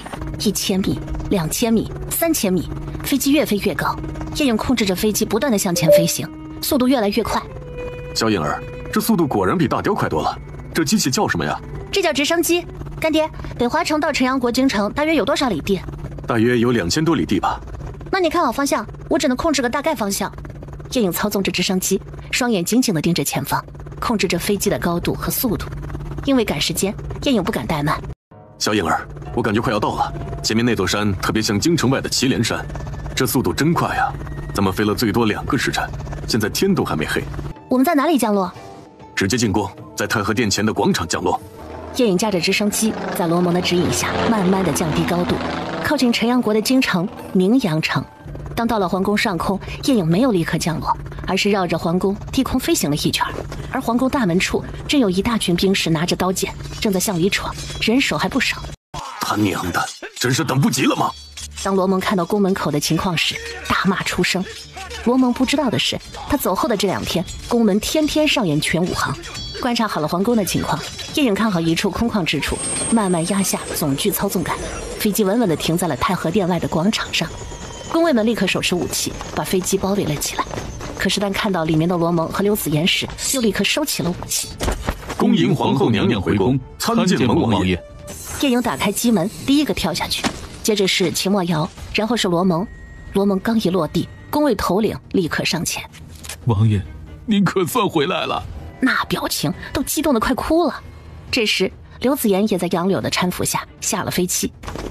末将参候皇后娘娘。起来吧，皇上还活着吗？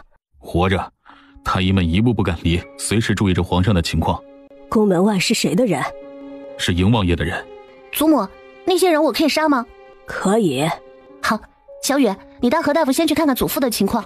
何大夫，就麻烦您老了。祖母，您先带他们去，外面那些人我和阿莫去解决。阿莫，干爹，走，咱们打怪兽去。小影儿，怎么打？罗蒙看着跟着的几个人，就他们几个人能打得过宫外的几千人吗？跟着就是了。你呀，护着皇后去皇上那里。秦墨瑶和叶颖走在最前面，后面跟着几个拿东西的暗卫。罗蒙见叶颖头也不回地往宫门方向去，也只好跟上。到了宫门口，叶颖让暗卫们把东西放下，然后蹲下身把东西拿出来，装上子弹。叶颖一拿出来，秦墨瑶就知道是干什么用的了。之前叶颖给他一款狙击枪，他用过，知道它的威力，但这回的和那个不一样。阿莫，这个怎么用？我教你。叶颖拿起一挺演示给秦墨瑶看。秦墨瑶有之前的基础，一学就会。夫妻俩一人一挺，拿好。干爹，让人打开宫门。这，小影儿，外面可是至少有3000人啊！不用怕，宫门就那么大，3000人不可能一起挤进来。门一打开，让其他人立刻撤开。我要大开杀戒了。好吧，干爹信你。罗蒙亲自走到宫门，让宫卫们撤到两旁，然后再叫2个力气最大的把宫门的门栓一抽，立刻推到两侧。当宫门没有了阻挡，外面的士兵一拥就推开了门，然后手举武器，一窝蜂的往里挤。阿莫，开始！叶颖一声命令，抬起手中的机关枪。机关枪的无差别扫射在古代的皇宫里响起，那些最先冲进宫门的士兵们接二连三的惨叫着倒下。只剩不到1分钟时间，宫门就倒下一片，直接挡住了去路。后面的士兵见势不妙，立刻停下前进，但叶颖可不会停，端着枪一路向外走，边走边扣动扳机。子弹没了就换弹夹，扛着箱子的暗一就跟在2个人后面。这是什么玩意儿？杀伤力这么厉害？等他回过神来，叶颖和秦墨瑶踩着尸山已经到了宫门外。看震慑的差不多，叶颖停下扣动扳机的手。还有人要来送死吗？这时士兵们让开了一条通道，一个身穿蟒纹金色长袍的男子走上前来。你们是什么人？要你命的人。秦墨瑶带着内里的声音传了出去，让对方的身子都晃了一下。这时罗蒙终于反应过来。鹰王说，你这是什么意思？罗蒙，皇上昏迷不醒，而国不可一日无君。本王作为陈阳国的王爷，有责任为皇兄分忧。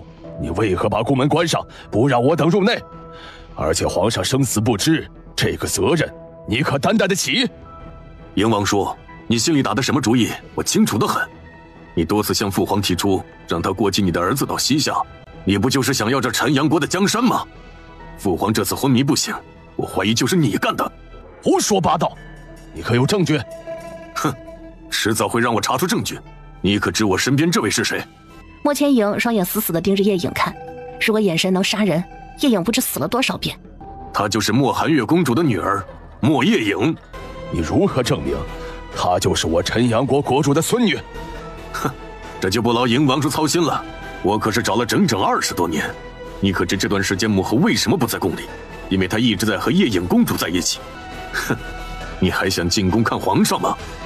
莫千影在叶颖和秦墨瑶手里端着的机关枪上来回扫了2眼，衣袖一甩，带着人走了。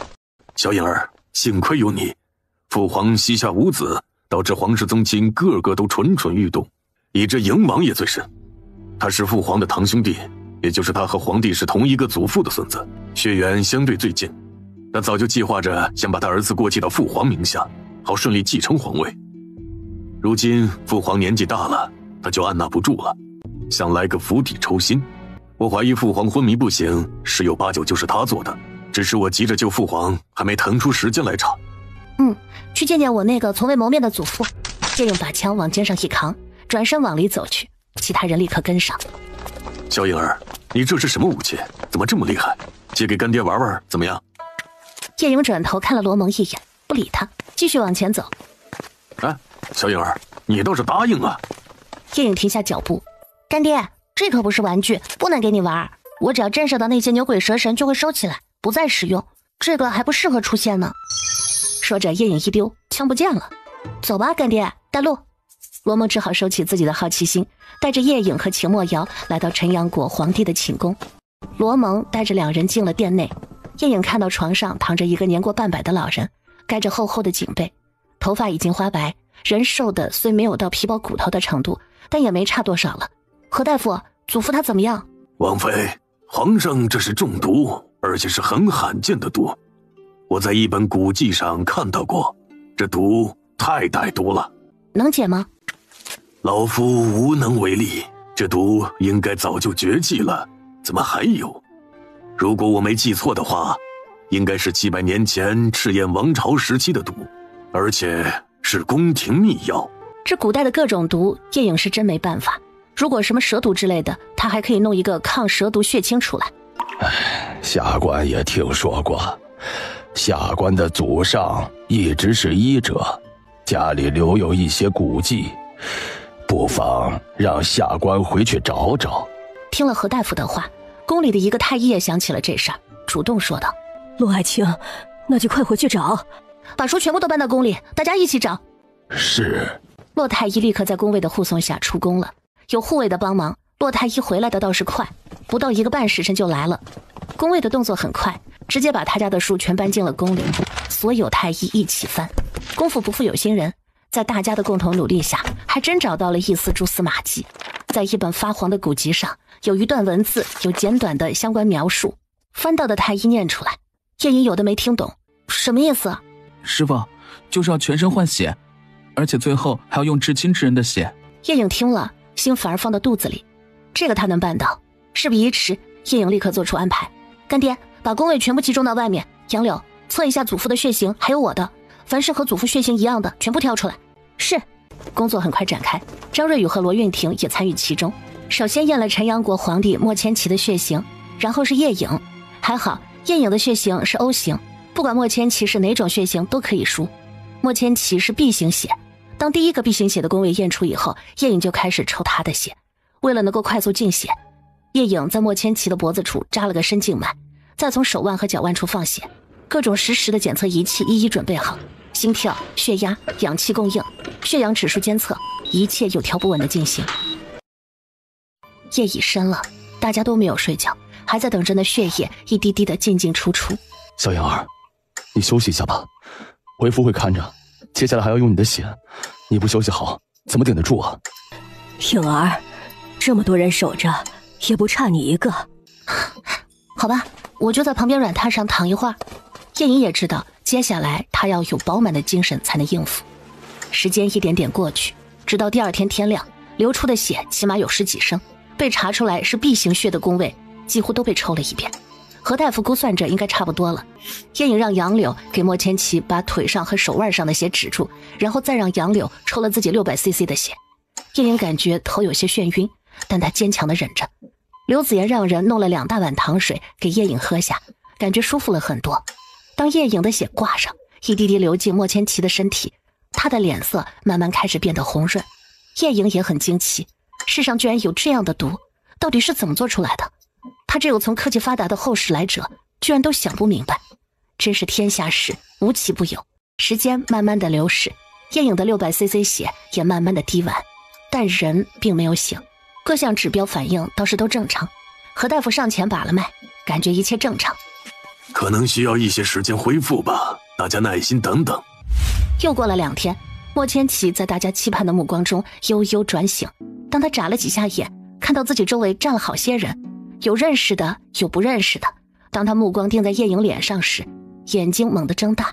月月，皇上，你终于醒了。这不是月月，这是颖儿。祖父。叶颖立刻上前握住莫千奇的一只手，轻轻叫道：你是颖儿，朕的乖孙。莫千奇的眼睛在叶颖的脸上来回看着，像，真像啊。皇上，是颖儿救了你，如果没有颖儿，你这次就去了。接着刘子言就把整个治疗过程简短的说了一遍。颖儿，朕的乖孙，快扶朕起来，朕要好好看看你。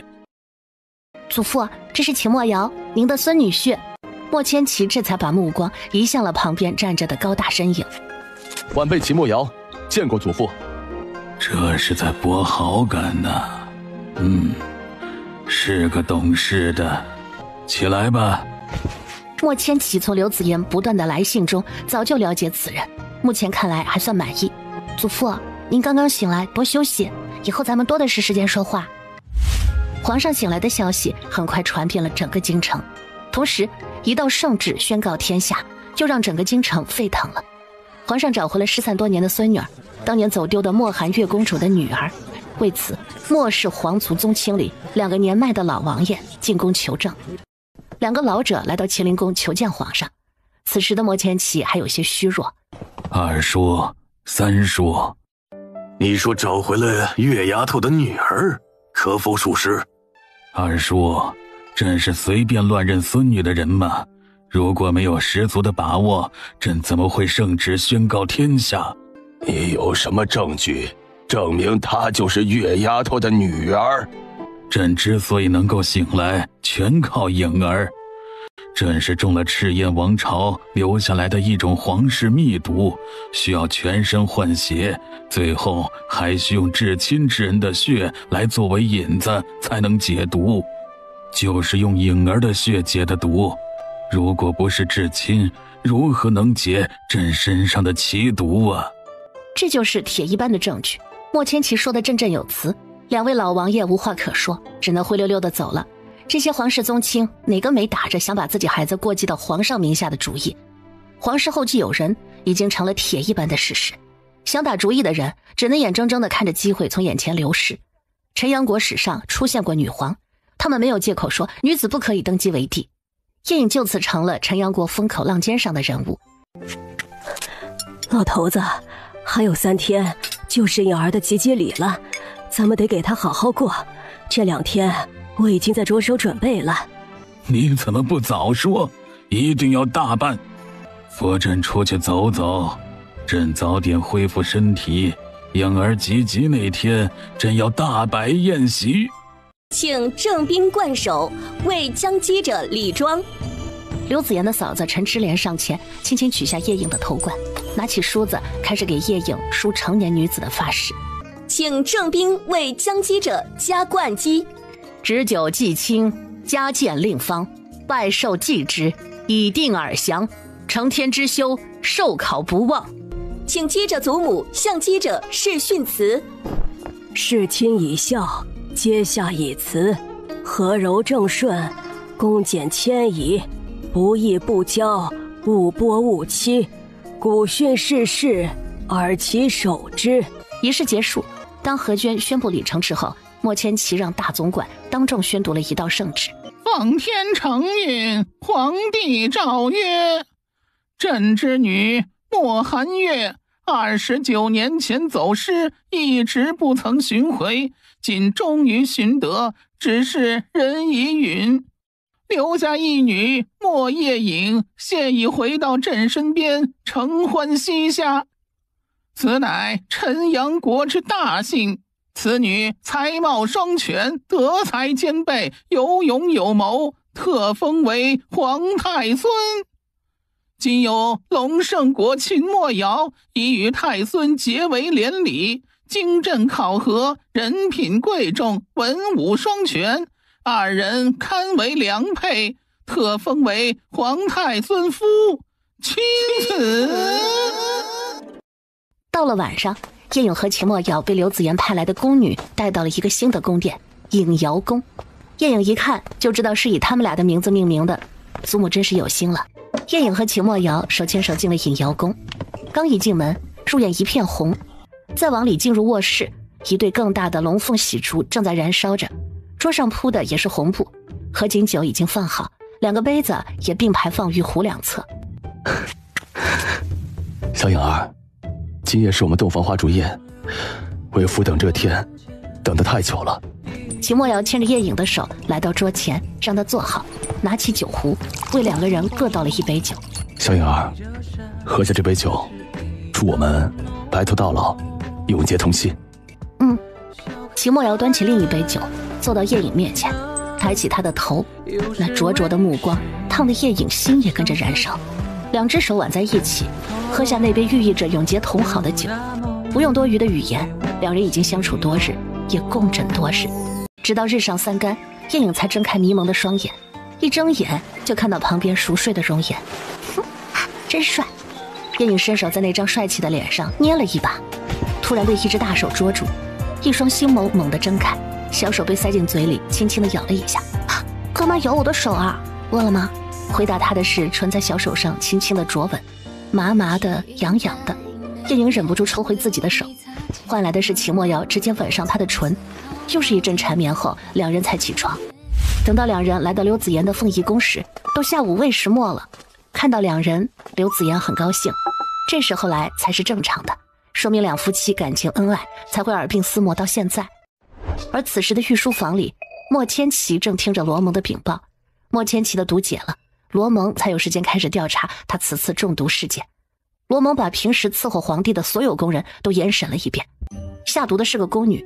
通过审问与他比较亲近的宫女得知，他家郡王与那宫女有私情。父皇，迎老王爷罪不可恕。兵权让他的野心膨胀了。这莫千莹是他皇祖父最疼爱的四儿子的孩子，但因不是长子，就没有继承皇位的资格，但却给他留了兵权，掌管着陈阳国10万兵力。那接下来怎么办？咱们的证据还不够足。证据不足，那就给他制造证据。听了莫千琪的话，罗蒙眼睛一亮，这个好办，让小颖儿夫妻出面轻而易举。好了，你回去把你媳妇和孩子都带进宫来，今晚呢，咱们家宴。是，父皇。叶颖和秦墨瑶在刘子言的宫里正式的向他磕头敬茶。三人长期生活在一起已经1年多了，彼此已经很熟悉，所以相处起来非常自然。颖儿，祖母有话要交代你。虽然你已经及笄，但身体还没有完全长开，最好迟一些再要孩子，对你的身体才有好处。祖母，如果不是你们早已成亲，我是不会这么早把颖儿嫁出去的。女子身体完全长成，最少要18岁，颖儿现在才刚刚及笄，如果怀孕，身子还没有长全，容易难产，孩子也不够健康。没想到祖母懂得真多，其实女人最佳的生育年龄是20到25岁。你知道就好。祖母放心，我心里有数的。我可疼我闺女了。这时门口又进来两人，正是莫千琪和罗蒙。皇爷爷，欣欣好久没见您了，欣欣可想你了。皇爷爷呀，也想欣欣了。大家相互见礼，叶颖也给罗蒙的儿子罗元浩发了礼物，搞得小年轻很不好意思，自己是兄长，收妹妹的礼物。秦墨瑶彻底被边缘化，叶颖只好主动把他拉过来，给干娘母子3人介绍。时间差不多了，工人摆上晚饭，都是一家人，也没那么多讲究。尤其陈阳国是一夫一妻，不存在小妾、庶子庶女之类的，所以家庭氛围很浓，哪怕是皇室也如此。这一点很得叶颖的心，可以说很得天下所有女子的心。朕能逃过这一劫，真是多亏了我们家的颖儿。来，咱们不分尊卑，不分长幼，今晚呢，痛快的饮几杯。莫千琪今天很高兴，这样的团圆饭是20多年来第一次。虽然自己的女儿已经不在了，但给她留下一个这么优秀的孙女儿，也老怀大慰。阿莫，颖儿，接下来你们是怎么打算的？我皇室莫家可就这么一个孙女，未来陈阳国可是要交到颖儿手里的。祖父，我和颖儿是夫妻，这一点永远都不会改变。陈阳国是颖儿的责任，那就是我秦墨瑶的责任。等哪天您累了想休息，我和颖儿自然会替你分忧。陈阳国未来会交到我们的孩子手上。您现在身体已经康复，还能再撑些时候，而我也有自己的事情要做，所以暂时还得劳烦祖父。但我们一定经常回来看望祖父和祖母。秦墨瑶心里也是五味杂陈，没想到自己娶的媳妇儿最终会成为一国之君，这样优秀的妻子，她感觉好有压力。但小颖儿已经深深地刻在她的心里，她会陪着她走完人生之路。莫千琪点点头，是个有担当的。而此时的营王府里，莫千莹、莫景瑜还有莫景深父子3人在书房里商量着如何进行下一步。父皇，这莫叶颖到底是不是我们皇家的血脉？如果不是莫千琪的嫡亲血脉就好了，他中的那毒根本就解不了。莫千莹也很气愤，这样的死局都能让他反转。父王，那毒咱们家哪来的？不该知道的别问。老大，那死了的宫女，你可有给她留下更多的把柄？目前罗蒙只得到了莫景瑜和那宫女有私情，但下毒之事不能说是他指使的，在没有足够的证据下，皇上也不能把他们怎么样。没有。父王，那接下来我们怎么办？难道眼睁睁地看着皇太孙女上位吗？你们也仔细想想，接下来怎么办？父王，要不我们直接反了？咱们有10万军队，而宫卫只有2000，京畿营的苗将军可是咱们的人，皇上只有御林军可用，才2万人。苗将军现在还是不是我们的人，已经不好说了。之前是因为皇上没有继承人，他不得不选择一方来靠，而我们的胜算最大。现在有了皇太孙女，她是什么想法就不得而知了。那还有什么办法？咱们的暗卫营有800人，要不晚上悄悄杀进宫，把那一家3口直接解决了。宫卫不可能2000人同时在职，用些迷药就能解决一大半。你们可别忘了，还有一个罗蒙呢。他手里掌握着一个晴空楼，里面也是高手如云。最近那些人一直在皇宫附近，这也不行，那也不行，那就这么算了。皇上中毒的事，他肯定是锁定我们做的，迟早他会想办法对付我们。前些日子我们在宫门闹了好几出，我们虽是打着关心的旗号，但他不是傻子，怎么可能不知道我们的目的？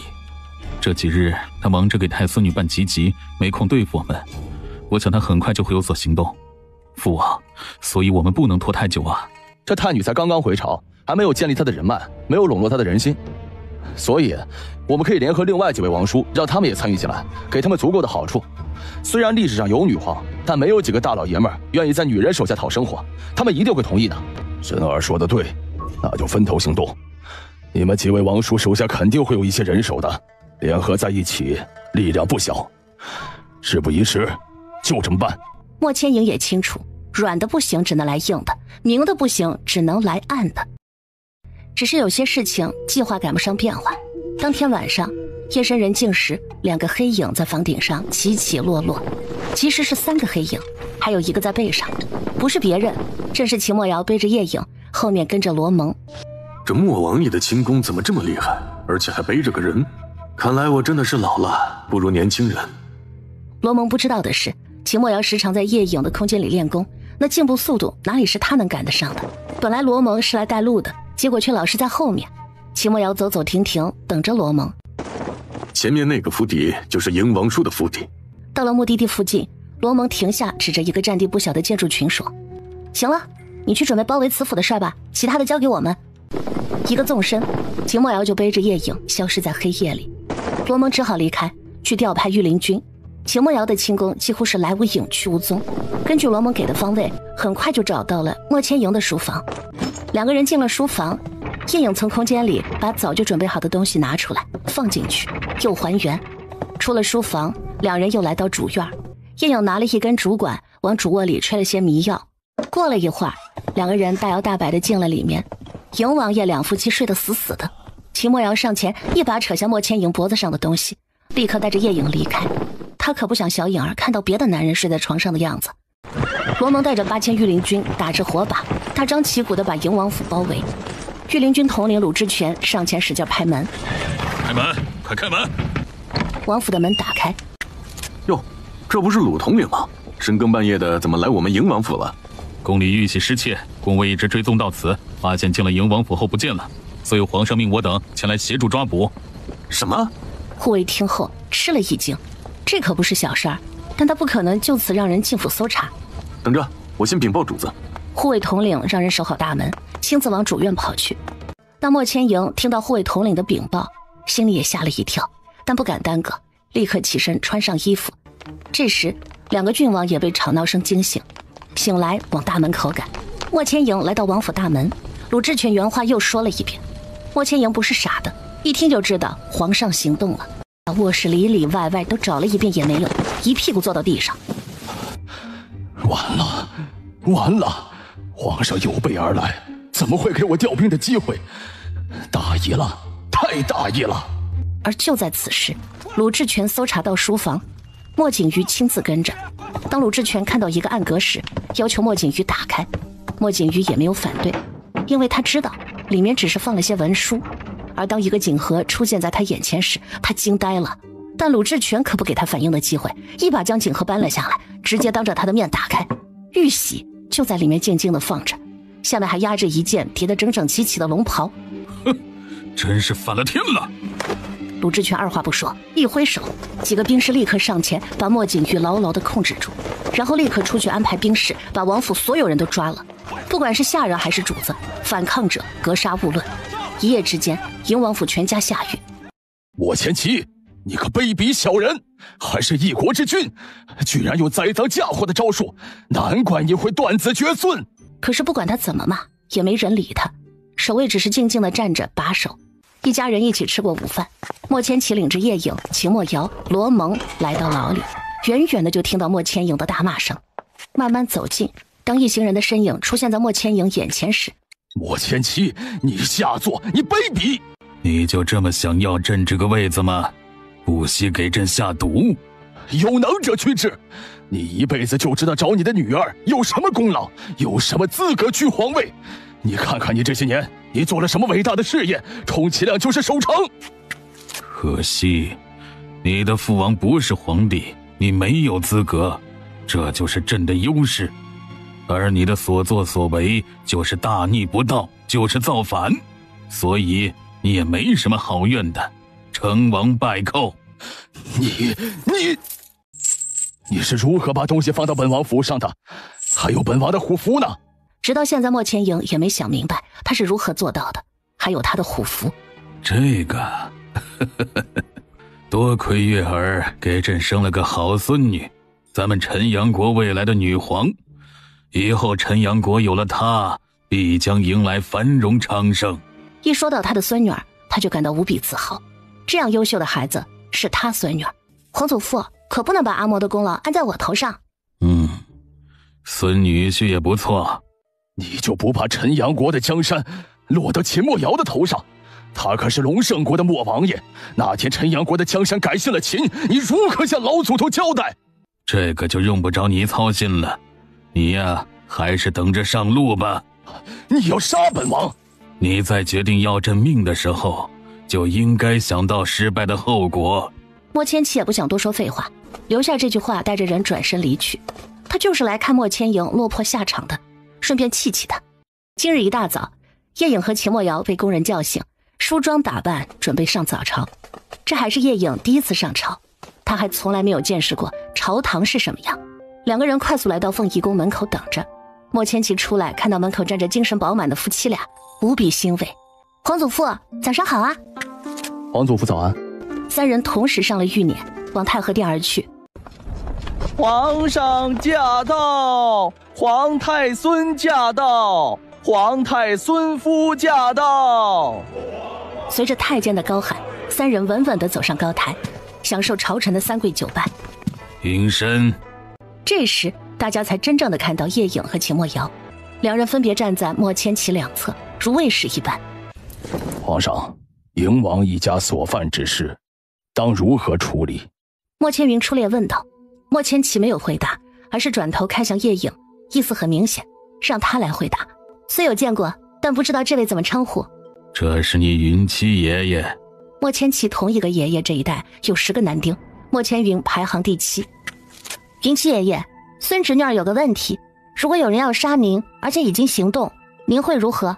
这个问题很尖锐，但却很好回答。谁都知道肯定会反抗反杀，但这莫千云大概受他老爹所托，想求情却迟迟不作答。怎么，云七爷爷很难回答吗？别告诉姑你想替嬴老王爷一家求情。叶颖面色一冷，气场就变了，那种杀伐果断的气质犹如实质，把在场之人都惊到了。姑的做事风格从来都是人敬我1尺，我敬人1丈，但人若犯我，我必犯人。所以对于一个要杀我的人，我自然也杀之。叶颖的每个字都掷地有声，直击人心。一时间朝堂上鸦雀无声，还有一些想出面求情的都不敢出列了。过了一阵沉默期，丞相汪正义出列提出异议。皇上，太孙女就这么轻易招了太孙夫，而且还是别国的王爷，是不是有些不妥？秦墨瑶看有人对自己不满，直接上前一步。我秦墨瑶与莫叶颖感情深厚，我们只是夫妻，与其他无关。当然，太孙以后的责任，本王会与他一起承担。我们夫妻一体，荣辱与共。既然我陈阳国有了继承者，这是国之大幸。那么，请问太孙殿下，您可有治国之能？这是内阁高阁老。高阁老，姑前天才几级，皇祖父才51，你担心什么？姑有大把的时间学习。如果朽木不可雕，当如何？那你想如何？当殿考核。考核可以，但丑话说在前头，姑没有读过什么书，只是认得些字。如果你要考姑的学识，不好意思，不会，以后再学也来得及，但其他随你考。好，老臣就不考学识。各位同僚，皇太孙既已应下，那就都参与，什么问题都可问问。国库无银当如何？户部尚书还真不客气，一来就这么大个问题。国库无银，问题是多方面的，最关键还是民不富，民富则国强，所以当权者需要想办法让民富。叶颖侃侃而谈，怎么说也是后世来的，上下5000年的文化还是知道一些的。那如何让民富呢？要致富啊，那方法可就多了。皇太孙可否举例一二？经济的发展离不开劳动人民的智慧。姑给你们说个事儿，姑回来的那天是从天而降，你们当中有人看到，而姑所乘的飞行器叫直升飞机，现在就在太和殿外的广场上。在你们看来，此物应是天上有，你们一辈子都没有见过吧？而姑是哪里来的呢？姑是一个精神力修炼者，你们当中有人修习内功心法，而姑修习的精神力性质和内功心法差不多。姑可以用精神力勾画出各种东西，而这些东西的来源是因为姑做了一个梦，梦里是一个科技相当发达的世界。姑给你们简单描述一下，看看人家的经济、文化和发展水平。接下来，叶颖把后世的一些科技、文化、经济做了简单的描述，听得在场之人个个都目瞪口呆，包括齐墨瑶在内。没想到还有这样的世界，你们所瞧不起的商人，却是推动整个经济发展的重要贡献者，而你们瞧不起的有一技之长的工匠和发明创造者，正是推动了整个社会科技发展的动力。在那个梦里，士农工商早就改变了顺序，人们的生活才会如此富足。姑所驾驶的那个直升机就是最直接的例子，从北华城到明阳城2000多里，只用了短短2个时辰。而如果我们的物资也能在这么短的时间到达目的地，你们可想过经济的发展将会有多么迅速？朝臣们都陷入沉思，这太超出他们的认知了。你们可知那个世界的粮食产量达到了多少？小麦亩产1000斤，水稻亩产1000斤，我们能实现吗？我肯定的告诉你们，能。只要我们有人去研究、去试验，当我们的粮食也极大丰富，还有人吃不饱吗？咱们再说文化，文化除了四书五经、诗词歌赋就没有别的了吗？你们可知，知识无穷无尽，除了你们学过的那些，还有高深的算术、物理、化学，这些有人去研究吗？而知识才是推动整个社会发展的源泉。姑知道，要想达到那样的高度，可能需要几百上千年的发展，但我们可以从现在就开始做，慢慢积累，一天一变，总有到达的一天。叶颖的这番话对他们的冲击太大，静，非常的静，大气都没有人喘一口，都在深思。一个掌声突然响起，唤回了大家的意识，是莫千奇，然后是2个、3个，掌声此起彼伏。突然，汪正义跪倒在地。陈阳国鸿福齐天，得此皇太孙，皇太孙千岁千岁千岁。别的朝臣见此，紧随其后，纷纷跪地3呼。众卿平身，姑也没什么特别的，只是因为一场梦，见识广博了一些而已。尊殿下，刚才您说的知识我们如何学？这都没见识过，您能举些例子吗？叶颖来到问话者的面前，温和地问他：你扔个东西到天上，它会怎么样？当然是掉下来啊。但你可知它为什么会掉下来？不知道，人人看到的都是这样的现象。有谁知道吗？叶颖转身问所有人，眼睛在每个人身上扫过，但没有一个人站出来说自己知道。因为我们站着的地面有引力，它能把离地近的东西都牢牢地引到地上，当足够高，离开了它的引力范围，扔上去的东西就再也掉不下来了。而外面那个直升机就是通过克服这种引力才能上天。鸟之所以能飞在天上，也是一样的道理。恍然大悟的声音从各个朝臣的嘴里发出，连莫千奇也是如是，而秦墨瑶却是双眼星星地看着在下面走来走去的叶颖。如此光彩照人的小影儿是他的妻，与有容颜之感溢满他的心田。皇太孙殿下，那我们当如何做？首先从娃娃抓起，教育最重要。当然不是只为考科举而读书，能学的东西很多。当人有了知识，就会思考，就会去创造，科技就会进步。不是说少年强则国强吗？你们说是一个目不识丁的先懂得去改造工具，还是一个有想法有文化基础的人先懂得去改造工具？大家都点头说肯定是有知识的人最先想着去改造工具啊。然后公部里的人才应该是最多的，多挖掘，多鼓励，让创新者得到奖励，有能力的工匠动力就足了。在民间也可以设置奖励机制，鼓励有技艺的劳动者发明创造，说不定哪天你们都不用坐马车了，用机器来替代。那皇太孙殿下，下官工部尚书蒋永兴，那目前最重要的是什么？因为您刚才说的都是一个长期工程。要致富，先修路啊！你安排把各处官道修得畅通无阻，马儿跑起来不就快了？想运送物资不也快了？突然，外面一声高喊打断了所有人的思路。报！随着声音，人也匆匆地跑进了大殿，是个宫卫。何事？启禀皇上，刚才城门守卫传来消息，营王爷的兵造反了，此刻正往北城门而来。什么？难道他们就不怕朕现在就杀了那一家吗？话音刚落，罗蒙也跑了进来。皇上，营王叔的军队有人造反，大约有5万人左右，带军的是营武审的大侄子黄成。本部想株连9族，他倒是自己撞上来，大概就是怕您株连9族，才先下手为强，打算搏一搏。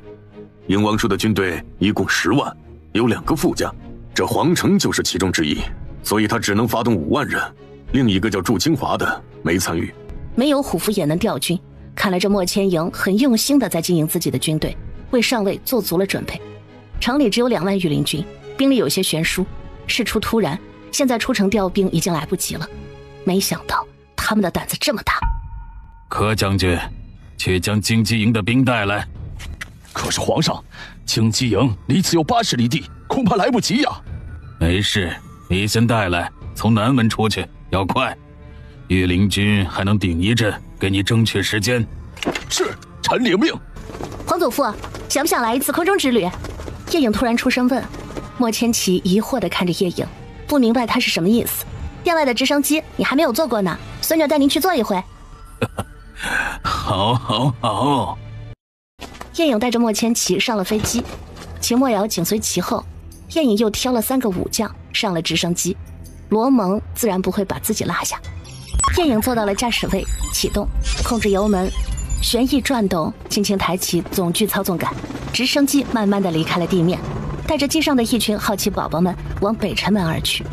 颖儿，这是你用精神力画出来的？是的，皇祖父，目前整个天下都没有人能做出来，所以你也别想。叶颖一下子就能猜到他的心思，这东西谁不想要啊？被打击到的莫千奇只好收起心思，专心看外面的景色。很快就到了北城门，果然黑压压的军队在城门外集中，正在准备攻城。阿莫，把我刚才准备的大喇叭的线头插好。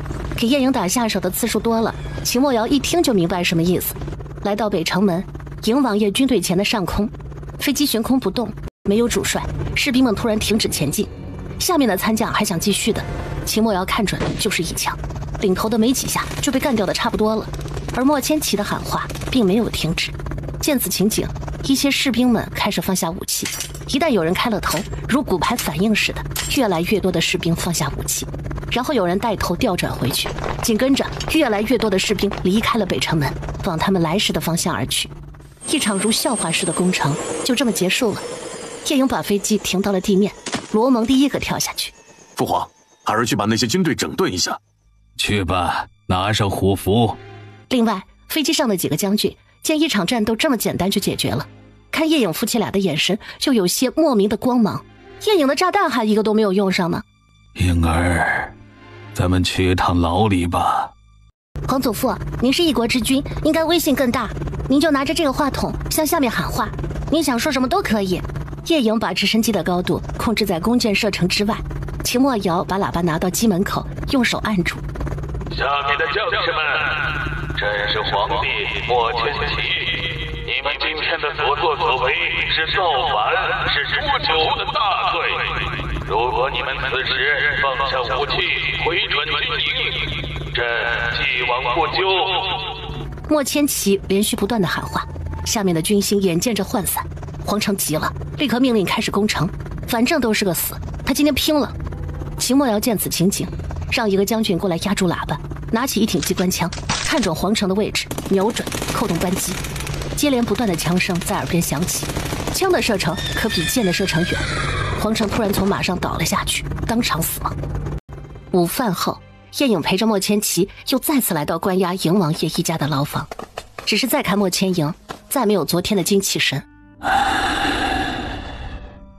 营弟，朕来送你们一家上路。莫千奇闭了闭眼，悲痛的心情无比沉重。莫千莹也知道自己在劫难逃，你可否给小弟留个后？皇上，侄儿不想死，求求您饶了侄儿吧。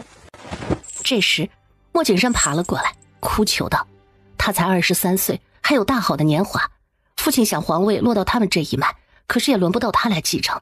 如果就此死了，他死得冤啊！可惜你投错胎了。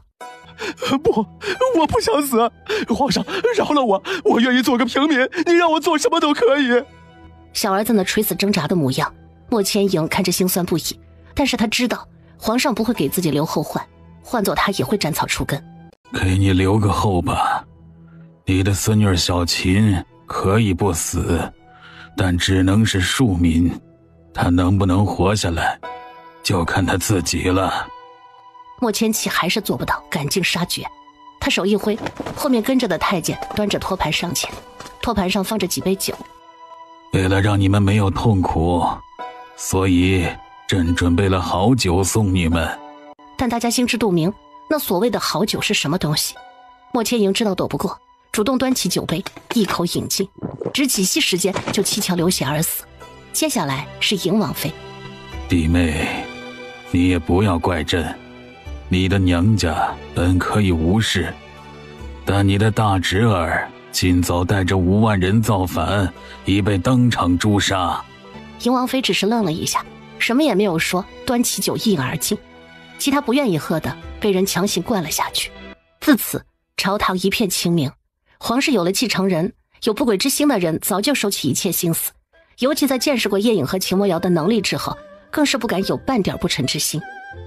这日晚饭桌上，叶颖说出他们最不愿意听的话，但现实已经决定他们迟早要离开。颖儿，留你也留不住，但你要常回来看看我们2个老的。祖父今年51了，最多给你撑个10年，在10年之后，你们必须要接手陈阳国的政务。好，祖父一定要保重身体，一有什么立刻通知孙女儿。我给干爹留下了10张大雕图，有事你就使唤他。好。颖儿，祖母还跟你去。祖母，你怎么能丢下祖父一个人呢？他需要您的照顾。您看，您一不在，他就招人暗算了。叶颖这次不打算带着祖母，都说少年夫妻老来伴，他要是走了，祖父得多寂寞呀。可是祖母舍不得你。祖父需要您，您先在宫里陪陪祖父，等8月中秋的时候，我再回来带您一起去。您已经离家1年多了，这回来才2个多月，您又走了，就不怕祖父有疑心吗？说什么瞎话呢？好了，老婆子，你就别去打扰他们小夫妻了，就如颖儿所说，等中秋他回来再一起去，到时朕和你一起去。现在朝堂才刚刚肃清，还离不得他。颖儿，你那直升机能不能留在陈阳国呀？祖父，这个留下你也没用，目前只有我能驾驶，而且需要用到的燃油也只有我有。要不孙女带您逛逛，来个空中1日游。好好。这日晚上，叶颖和秦墨瑶早早的回房。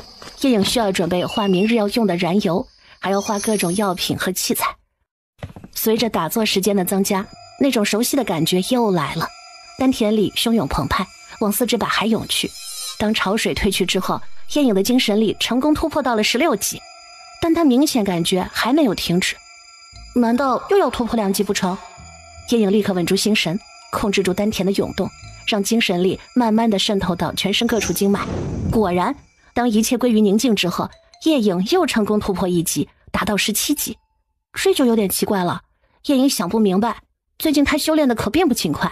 恭喜主人连破2级，又有新功能出现。叶颖猛地睁开眼睛，立刻爬起来，跑到1楼小宝的面前，点开屏幕，果然有一个灰色的按钮可以点开了，家禽家畜饲养法，这什么玩意儿？叶颖立刻点开查看，是鸡鸭鹅猪牛羊的养殖方法。小宝，这是什么意思呀？你所刻画的动物是没有繁殖能力的，现在空间可以饲养动物，可以从外面收集一些动物圈养在空间里，它们就有繁殖能力。这下叶颖听明白了，就说呢，他画出来的动物都没有给他添些小幼崽，原来是没有繁殖能力，一直也没有注意这个问题，只知道一有空就画。可是他养那么多动物来干什么呀？他又吃不了那么多肉。可以养一些，我们的士兵，还有那38万东明国的士兵，1个月根本就难得吃2次肉。小宝不是说未来有天灾吗？到时候这也是一种物资供应吗？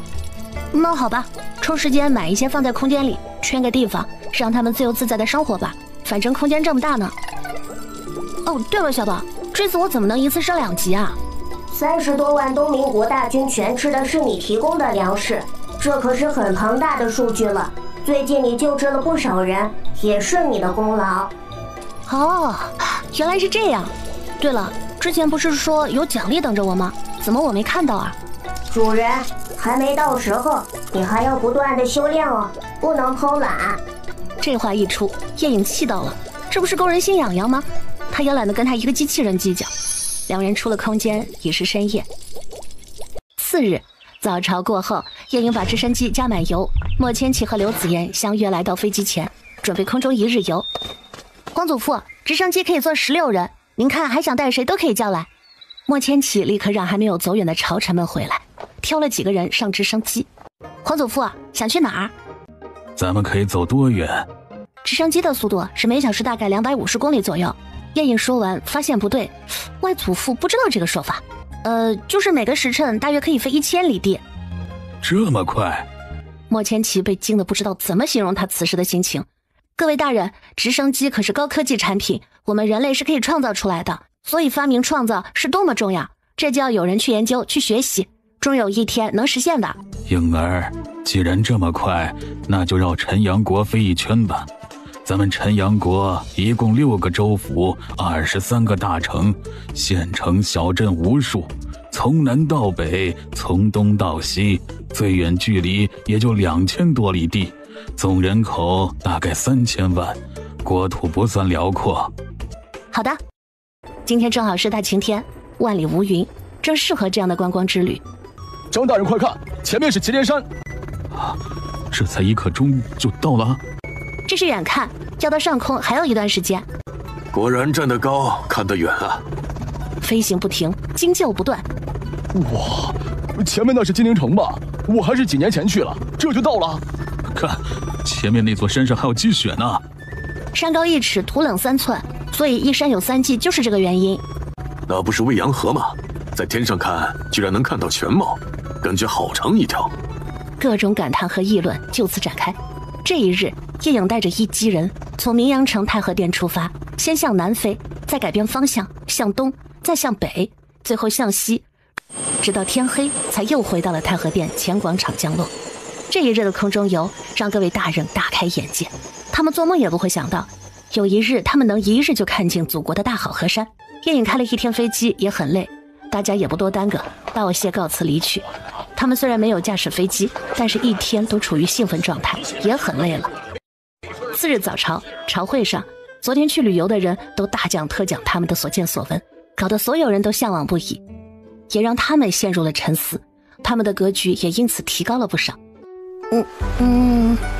叶颖终于睡到自然醒，长长的伸了一个懒腰，才把眼睛睁开。秦墨瑶正微笑地看着他，一把拉下他的头，在他的唇上狠狠地啄了一口。一睁眼就见到一个大帅哥，那是多养眼的事儿啊！秦墨瑶享受地荡开了一抹笑。睡醒了？肚子饿不饿？我让人给你温着，随时等着你醒来。秦墨瑶温柔的嗓音听得叶颖浑身一酥，一个翻身坐起，向侧一扑，把秦墨瑶压在枕头上。哼，本女王要起床了，还不来伺候？遵命，我的女皇。两个人在床上笑闹了一会儿，才起来洗漱。饭后，两个人来到了凤仪宫。祖母，叶颖欢快地跑进殿，先给刘子言一个大大的拥抱。怎么不多睡会儿啊？昨日就你一人驾事，多累呀！阿莫，你也要学会，不能总累着颖儿。祖母，我正有此打算。秦墨瑶通过昨天一天的观察，也基本看明白了，等会儿就想试试。几人坐下聊天。颖儿，是不是打算要走了？刘子言很不想谈起这个话题，但现实摆在面前，总要面对。祖母，对不起啊，不过我一定常回来看您和祖父。现在咱有直升机，几个时辰就能回来，不用太伤感。离别总是伤感的，哪怕知道你能很快回来。孩子有孩子们的事情，你就不要给颖儿添负担了。这时候门口响起齐墨谦的声音，他下了朝就去御书房处理奏折，估摸着颖儿该醒了，就过来看看。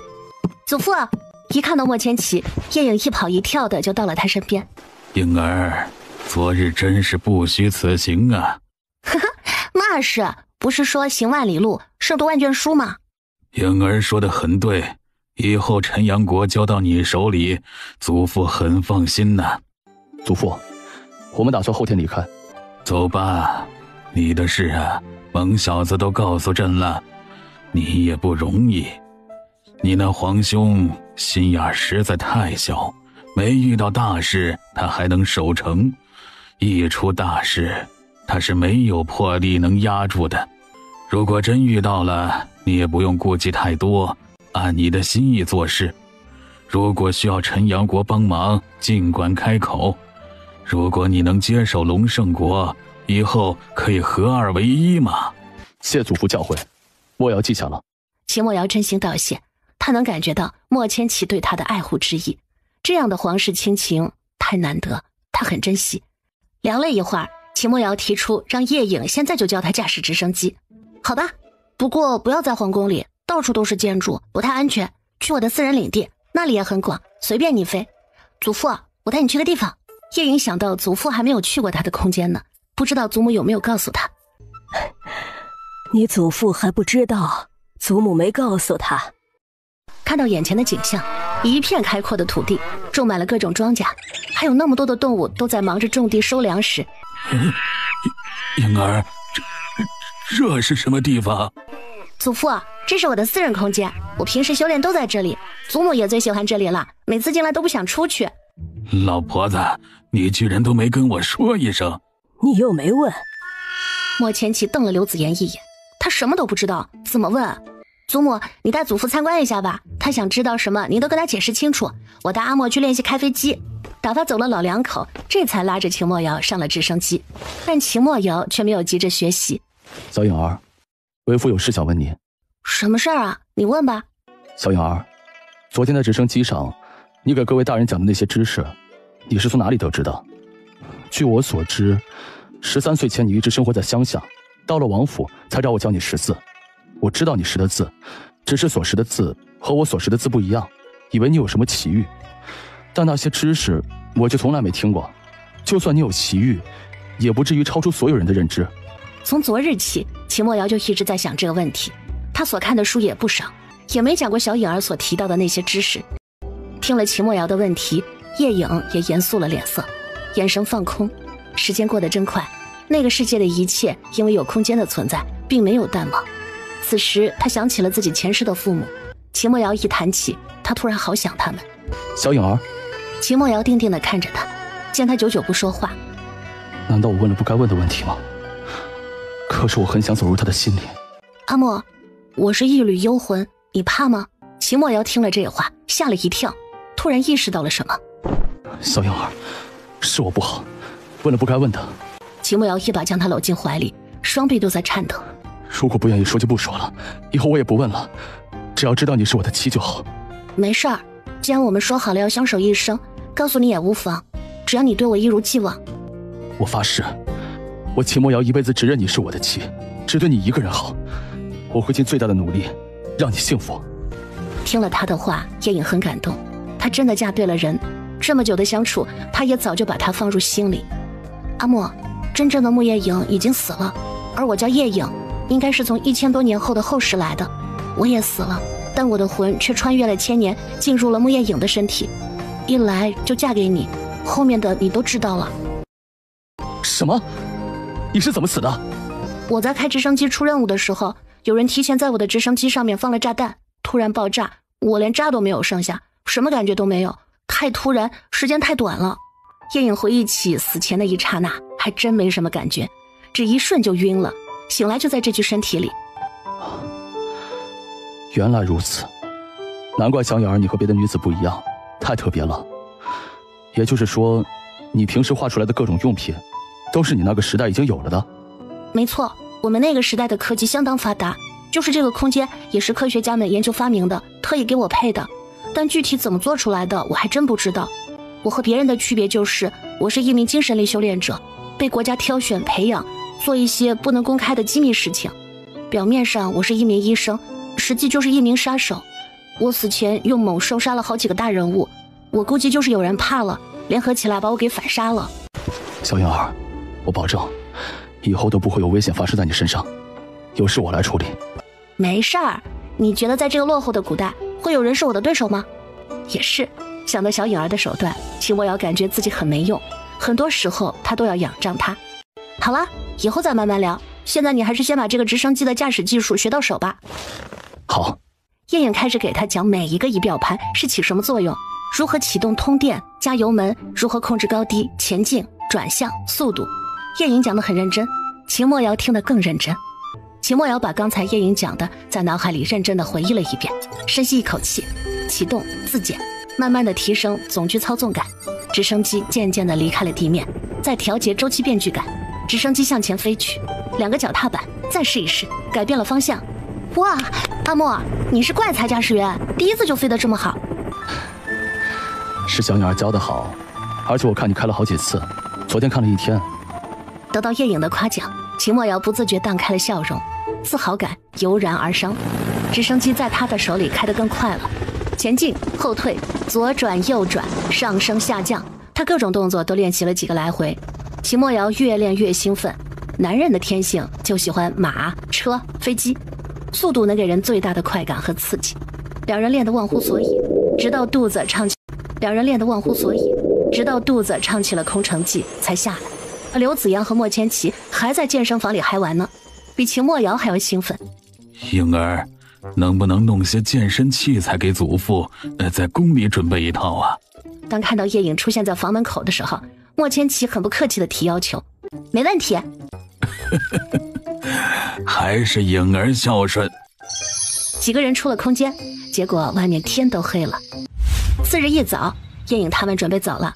这时候有工人来报，刘子言娘家大哥大嫂求见。刘子阳和娘家关系不错，他们也很守本分。两人来到了凤仪宫，身后跟着他们的3孙女柳嫣然，相互见礼。这3人叶影都见过，集集礼上和后来的宫宴都有接触。皇上、皇后，真是不好意思，给你们添麻烦了。嫣然在家吵了好几天，让我们来求求皇太孙殿下，他想学医，想拜皇太孙殿下为师。殿下，嫣然诚心想学医，自见您给人治病，嫣然就想也能像您一样，能救死扶伤。每天在家绣花读书，等着嫁人，人生太无趣，也毫无意义。嫣然想做些有意义的事情。学医很苦的，你可坚持得下来？嫣然一定能坚持。你有这样的决心，那就跟我走吧。短时间内就见不到你爹娘了，可有舍不得？等我学好手艺，就会回来孝敬父母。如此，那就赶紧回去收拾行李吧。再过1个时辰，我们就走。直升机上只有1个位置，所以只能你一个人，不可以带丫鬟。如果她能一个人独立生活，说明不是娇养的小姐。叶影可不想带个娇小姐。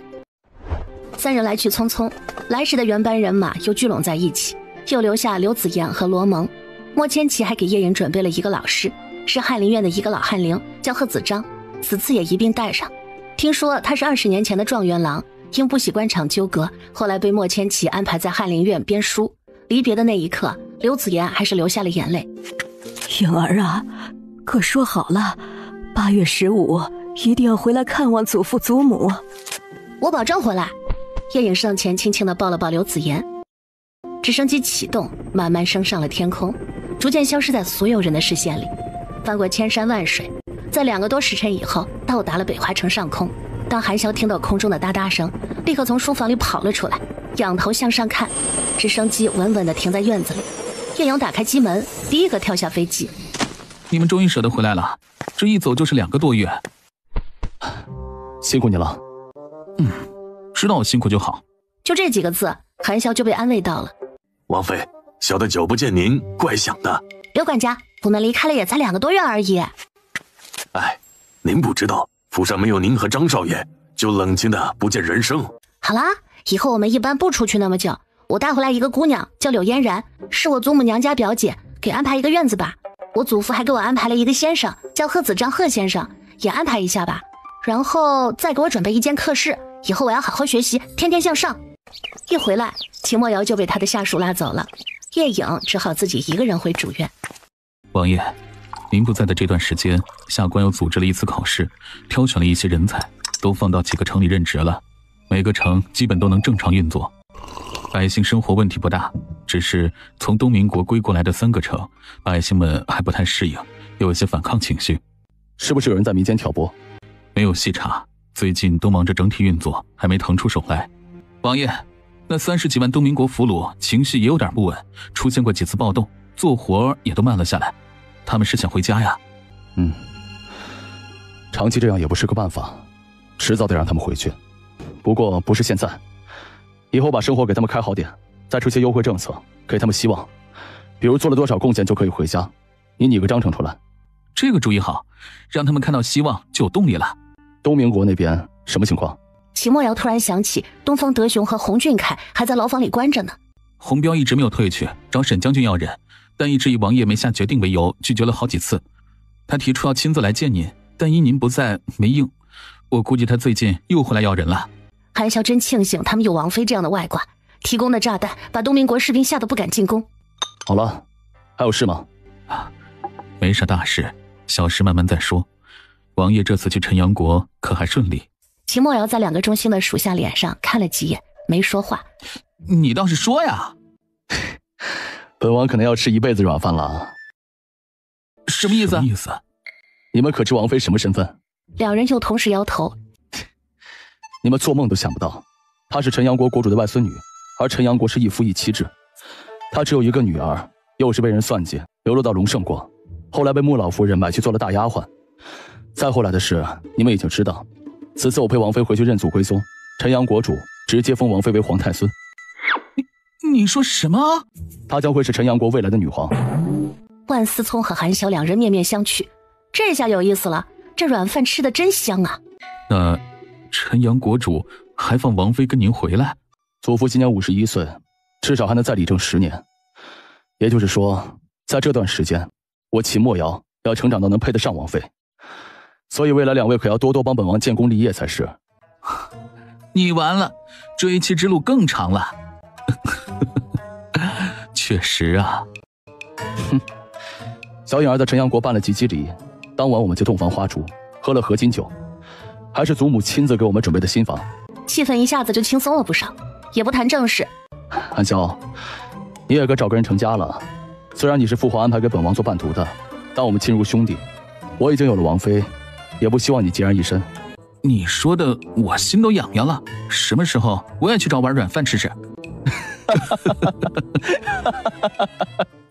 果然如韩潇所说，没过几天，洪彪又送来请见书，要求面见秦墨瑶。秦墨瑶既然已经回来了，自然要见。洪将军，久仰大名。莫王爷，真是闻名不如见面啊！年纪轻轻，实力强悍，老夫佩服。洪彪也抱拳，对于这样的后辈，他自叹不如。莫王爷，打开天窗说亮话，我的孙子和外孙，您打算怎么处理啊？直到现在，东明国也没有发来求和书。本王不是说大话，凭本王手里的武器，想要继续攻城略地，轻而易举。只不过我秦墨瑶从来都是你敬我1尺，我敬你1丈，你们占我3个城池，我自然也占你们3个城池。而且我秦墨瑶从来不伤及无辜百姓，而你们再看看你们的军队是如何做的，虽没有烧杀抢掠，却是欺负百姓，占其财物。本王给你2个条件，要么再划一座城池给我秦墨瑶，要么给500万两银子赎回你的孙子和外孙。秦墨瑶也不啰嗦，直接给出自己的条件。这是不是太过了？你回去和你们的皇帝商量，东方雄德可是你们皇帝的儿子，不单只是你的外孙，而且那38万东明国将士，我还替你们养着呢，这笔开支可不小。这些人你们要回去，拿2座城池来换，如果不要，就是我秦墨瑶的俘虏。洪彪听了更是心里一颤，他外甥和孙子1座城池，或500万两银子，而那38万将士1天的消耗都是不小的数目。这么久了，秦墨瑶居然也养得起，他哪里来的那么多粮食？老夫可否见见我的孙子和外孙？秦墨瑶也无所谓，给他见，也让他安心，不然没有筹码，他回去也不会尽心尽力的从东方树那里争取条件。秦墨瑶亲自带着洪彪去见东方德雄和洪俊凯，看到2人只是关押，没受什么罪，洪彪放下心来。祖父，外祖父。可是一看到后面的秦墨瑶，他们又不敢多说什么了。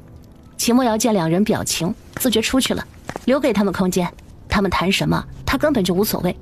祖父，那秦墨瑶就是当时在咱们东明国给4皇子织眼旗的叶颖的夫君，叶颖就是莫王妃。洪彪一听这话，惊得眼睛都瞪大了不少，也难怪秦墨瑶这么不好说话，原来在那时东明国就已经把他给得罪狠了。此时想起，洪彪一阵尴尬，祖孙3人又聊了些事情，洪彪才离去。回到东浩城，洪彪立刻写了奏折，快马加鞭送往京城。2日后，东方朔收到了奏折，气得直接把奏折往地上摔。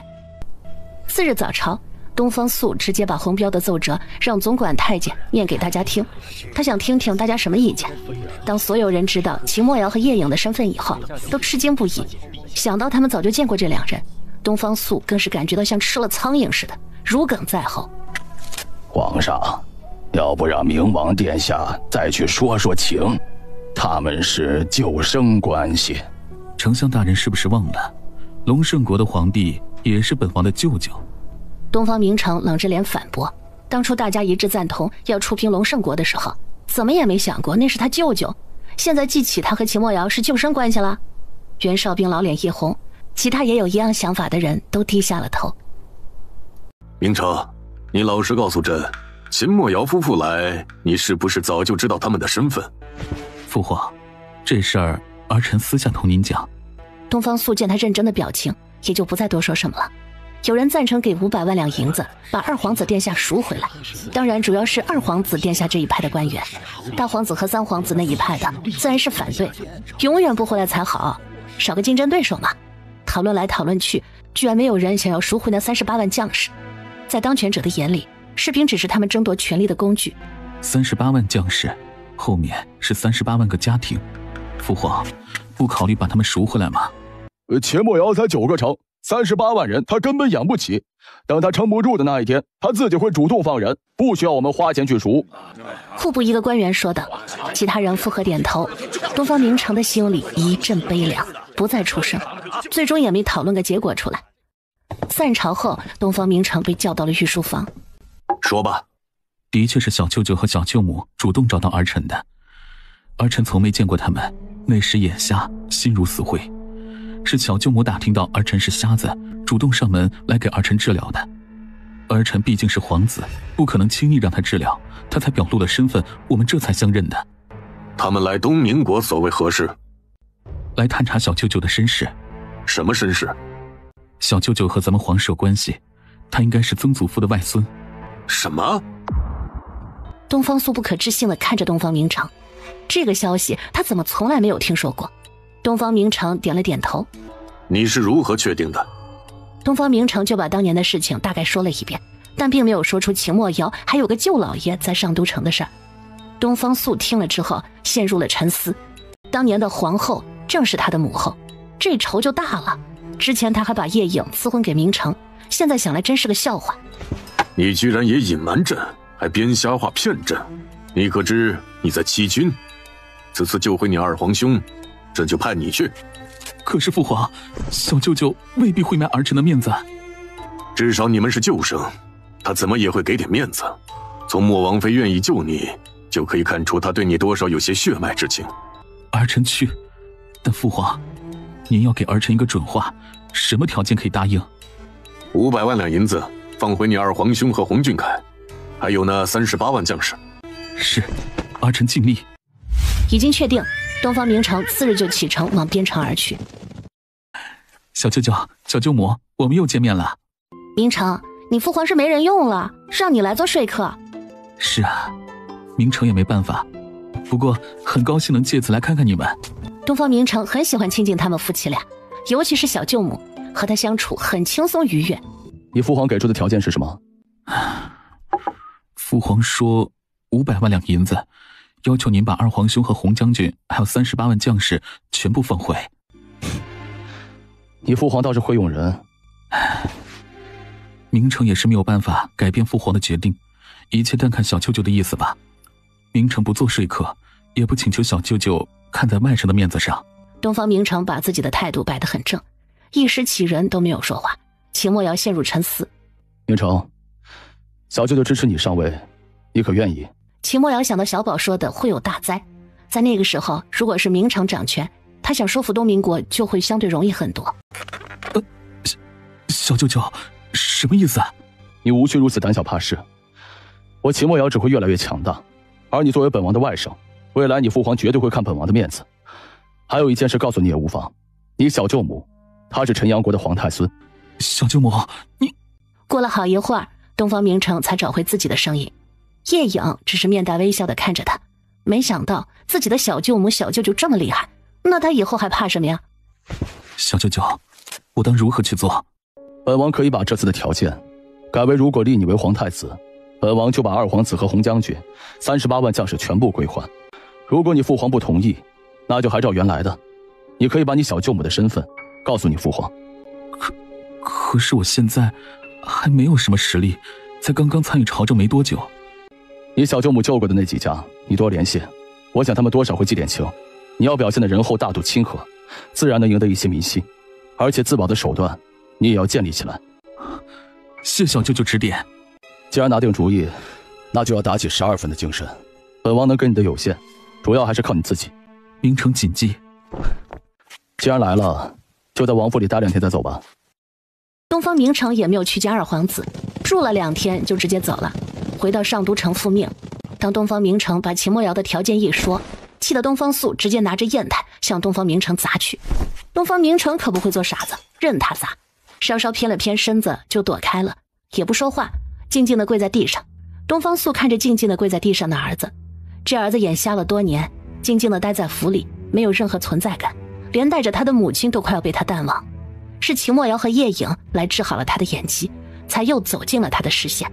那时他基本都快忘记这个儿子。更让东方素没想到的是，秦墨瑶的王妃居然会是陈阳国的皇太孙，那就是未来陈阳国的国主。而秦墨瑶也不是个善茬，在短短时间就掌握了9成，未来不可限量。这样的一对夫妻可不能交恶。你先退下吧，让朕好好想想。儿臣告退。东方明城并没有回府，而是来到了秦雨嫣的宫里。秦雨嫣被东方素禁足了几个月，在秦墨瑶攻下了东明国3城之后才被解禁。孩儿见过母妃，母妃尚可安好。皇儿去见过你小舅舅了？见过了，他们都好，还问起您了呢。母子俩在宫里窃窃私语了1个下午。第2日，秦雨嫣禀报皇后同意后，约了欧坤家的老夫人入宫一叙。欧坤老夫人曾氏接到秦雨嫣的宫帖之后，不敢怠慢，梳妆一番，带着儿媳妇何氏就入了宫。在去的路上，心里怎么也想不明白，燕妃娘娘怎么会找她？娘，不用想那么多，见了就知道了。燕妃娘娘是个和善之人。你说会不会是因为明王殿下的婚事啊？咱不用猜，很快就知道了。很快2个人就被宫人领到了燕妃宫里。秦雨嫣见2人来了，很礼貌地请2人坐下。老夫人，冒昧请你们来，真是不好意思。不知燕妃娘娘有何事啊？老夫人，不瞒你说，皇儿的婚事一直是本宫最操心的事。以前一直因为有眼疾，他就是不愿娶妻。如今眼睛好了，他又说要找一个情投意合的，就这么耽误到现在，都20多了还没成个家。昨日本宫好不容易说服他同意娶妻，这不，打听到你家有个适龄的姑娘，就想探探你们的意思。您是说我们家的婴儿？正是。此事容老身回去和老头子、大儿子一起商量一下，再给您答复，可好？应该的，婚姻大事自当一家人商量好。就是殷姑娘也可以听听她自己的意见，毕竟这是她的婚事。两人回府一说，欧坤明父子俩陷入了沉思。这可不是小事儿。明王表面看皇位竞争力很小，和亲公主的儿子流着别国的血脉，可随着秦墨瑶的壮大，他的背后力量可不小。听到丫鬟的禀报，家人在商量他的婚事，欧坤英立刻赶了过来。祖父、父亲，婴儿愿意嫁给明王殿下。婴儿，你可想好了？这可不是小事。明王殿下是谦谦君子，待人亲厚，是难得的夫婿人选。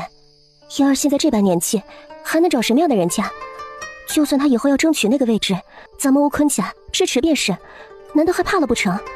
迟早咱们欧坤家总要站队，皇上如今已经老了。欧坤英可不是懵懂无知的小女儿，她已经20岁了，该懂的都懂了。就算祖父不支持，那就保持中立也无妨，女儿一个人陪着他。祖父应了你便是，但你不要后悔。既然已经决定，欧坤家很快就回了秦雨嫣他们家的意思。让欧坤家没想到的是，在赐婚圣旨后的1个月，明王府又迎来了另一道震惊朝野的圣旨。经过1个多月的思考，东方朔才最终做出决定。秦墨瑶抓住他的2皇子和洪家大孙子，还有38万东民国的将士，而且他手里还有那么厉害的武器，几乎是无敌。如果给500万两银子只能换回2皇子和洪俊凯，那38万人后面的38万个家庭就是一个不稳定因素。他作为一国之君，不可能不考虑。如果只是一个太子之位就能够换回所有，怎么比较都是这个条件最好。东方明城也是他的儿子，传给他总比传给另外的儿子到最后守不住江山的好。只是他也不能找朝臣们商量，如今的朝堂支持东方明城的实在太少，如果在朝堂上商讨，绝对会一致反对，所以他选择了直接下旨。这是他考虑了1个多月的结果。奉天承运，皇帝诏曰：自朕奉先皇遗诏登基以来，凡军国重务，用人行政大端，谓之倦勤，不敢自抑。续应鸿序，夙夜精精，养为祖宗磨练招否，付托至重，诚挑行庆，端在元良。东方明城乃朕之4子，人品贵重，学识渊博，天意所属，此刻遵诏，在祭典礼，抚顺舆情，警告天地，宗庙社稷，授以册宝，立为皇太子，正位东宫，以重万年之统，以凡四海之心。自此，随朕分理庶政，不得怠慢，布告天下，贤士闻之，钦此。儿臣接旨。而这一消息如野火烧在干草上似的，迅速传遍了整个京城，尤其是官员之家。大皇子完全不敢置信，3皇子直接进宫找他母后问怎么回事。当秦墨瑶收到东方朔送来的国书时，已经是10天后，他如约放了东方德雄和洪俊凯，38万将士还需要再留2个月才放。这么便宜的免费劳动力，秦墨瑶和叶颖用得很顺，怎么会轻易放弃呢？叶颖和秦墨瑶商量，那条进森林的路再往西修一条，就和陈阳国相通了，以后商贸往来就更加方便了。经过几个月的修建，到桃源村的路已经修好。某天，小宝告诉叶颖，天灾起，大旱，从东民国开始。叶颖和秦墨瑶听了，心里咯噔一下，但无能为力。这是天灾，还好没有出现在我们掌控的9城，但我们真能做到事不关己，高高挂起吗？天气越来越热了，而东民国已经连续4个月没下雨了，庄稼种到地里才刚刚发了点芽，就都干死了。东民国的百姓们都愁眉苦脸，各处都能看到组织求雨的队伍。再这么下去，人们连喝水都成问题，更别说粮食了。东民国的朝堂上也是阴云一片，青天剑预测未来很长一段时间都不会有雨。今年的庄稼几乎颗粒无收，面对自然灾害，谁也没有办法。各位爱卿，当如何？东方朔对着下面的朝臣问，但一时无人敢回答。如果长此以往，连他们的生活都会困难，更别说普通百姓。皇上，组织军队去各处打深水井吧，看看能不能解决一时的困难。国难当头，都在绞尽脑汁的想主意，谁也没有很好的主意能够解决问题。早朝后就按袁绍兵说的，安排军队到处去帮百姓挖井，其他人也想不出别的办法。东明国兴起了一场挖井热潮，而秦墨瑶早就收到了东明国大旱的信息。此时还不是最佳行动时期，还要再等等。时间一天天过去，都快到秋天了，东明国百姓生活已经完全维持不下去了，百姓们纷纷开始逃难。往秦墨瑶的9个城逃的人最多，其次是启越国。东明国已经多处农民起义，好几座城市已经不在东明国政权的掌控之下，但没有水，想抢都抢不到，很快也像难民一样往别处逃。秦墨瑶看时间差不多，通过晴空楼往各处散发消息，到莫王爷的9城去。莫王爷可以让大家往森林里去，森林里水源丰富，土地肥沃，易于居住。叶莹每天除了学习，大部分时间都在画物品，帐篷就是首要。这日他心血来潮，想了个新主意，帐篷不能长久居住，房屋可以啊，我可不可以画出来呢？想到就做，进了空间。叶颖画好，兴奋地找到刘管家，让他备马车，他要去桃源村，还是张叔给他驾车。杨信已经没有空给他驾车了，被他爹安排各处监管医馆。刘管家又安排了20个护卫跟着。现在外面难民太多，王妃的安全可是首要的。秦墨瑶得到消息，立刻赶了回来，要陪他一起去。再忙也要放下，小颖儿比什么都重要。道路宽广平顺，马车只用了2个时辰就到了。他们并没有进村，离得有些远，找了一块平地。叶颖让护卫们稍作收拾，除草，搬开石头，弄平一块大约150平米的空地。叶颖拿出画好的图铺开，一声起，一栋如图上的房屋放大无数倍，出现在众人眼前。哇，我成功了！秦墨瑶微笑着拥着叶颖的肩，看着面前的民居。小颖儿是怎么想出来的？怎么样？很好，就是怕累着你，为父会心疼。没事儿，多练习，我的精神力还能提高得快一些。有了这次尝试，叶颖一发不可收拾，专心画起了房屋，各种各样的，越画越得心应手。他现在的精神力画这些死物本就不费力，越画越大，越画越多。到后来为了提高速度，干脆都画成2层的小楼，以居住更多人为目的。那1万修路的兵不安排修路了，专门进森林里的平原整平地去。而叶颖也因此精神力又提高了1级，达到了19级。但小宝还是没有提醒有什么新东西。而此时的东明国已经到了绝境，存粮吃完了，深水井也打不出水了，难民处处都是，城市已经快空了。京城里就是官员家也出现了无水可用的地步。东方朔感觉自己这个一国之主已经名存实亡，天要亡我东明国啊！等到什么时候连他都没水喝，一切都晚了。难道我东方家的气数已尽？还是我东方朔做错了什么？上天要如此惩罚东明国？东方明成看到如今的情况也是无能为力，但作为一国太子，他有责任帮助百姓。这日他带着欧坤英来到了欧坤家，他和欧坤英已经在去年成亲了，2个人相处还算恩爱。3代男丁齐聚欧坤明书房。祖父、岳父，明成有个想法，想听听你们的意见。殿下有什么想法，说来听听。东明国现在的样子已经到了生死存亡的关头，如果再如此下去，除了牲口全死，人也会死的死，逃的逃，那东明国就不存在了。本王不能眼睁睁地看着百姓们走向灭亡，我想去找小舅舅，求他救救东明国，哪怕交出皇权。欧坤明父子俩沉默了。去年还在为自家姑娘能嫁给太子而高兴，结果刚一嫁过去就开始天灾，甚至有人说就是他们家闺女是不祥之人，就是因为她嫁给太子才引来天灾。祖父，不能再等了，再等连我们都没有活命的机会，难道我们也做难民往别国逃吗？唉，你自己拿定主意就去做吧，我们不能给你什么帮助，真是到了自身难保的地步了。欧坤家目前也就只有喝的水，洗脸水都没了，还是下人走出很远，在一座山上的崖下接的，一滴一滴收集而来。如今京城里已经有好些家族都举家逃了，京城目前人口已经不足以前的1半，更别说别处了，军队也养不起，好些兵都逃了。在这样的大灾面前，谁都为活而各想各的办法。东方明城还没有行动，就接到父皇的传唤。儿臣见过父皇。起来吧，父皇。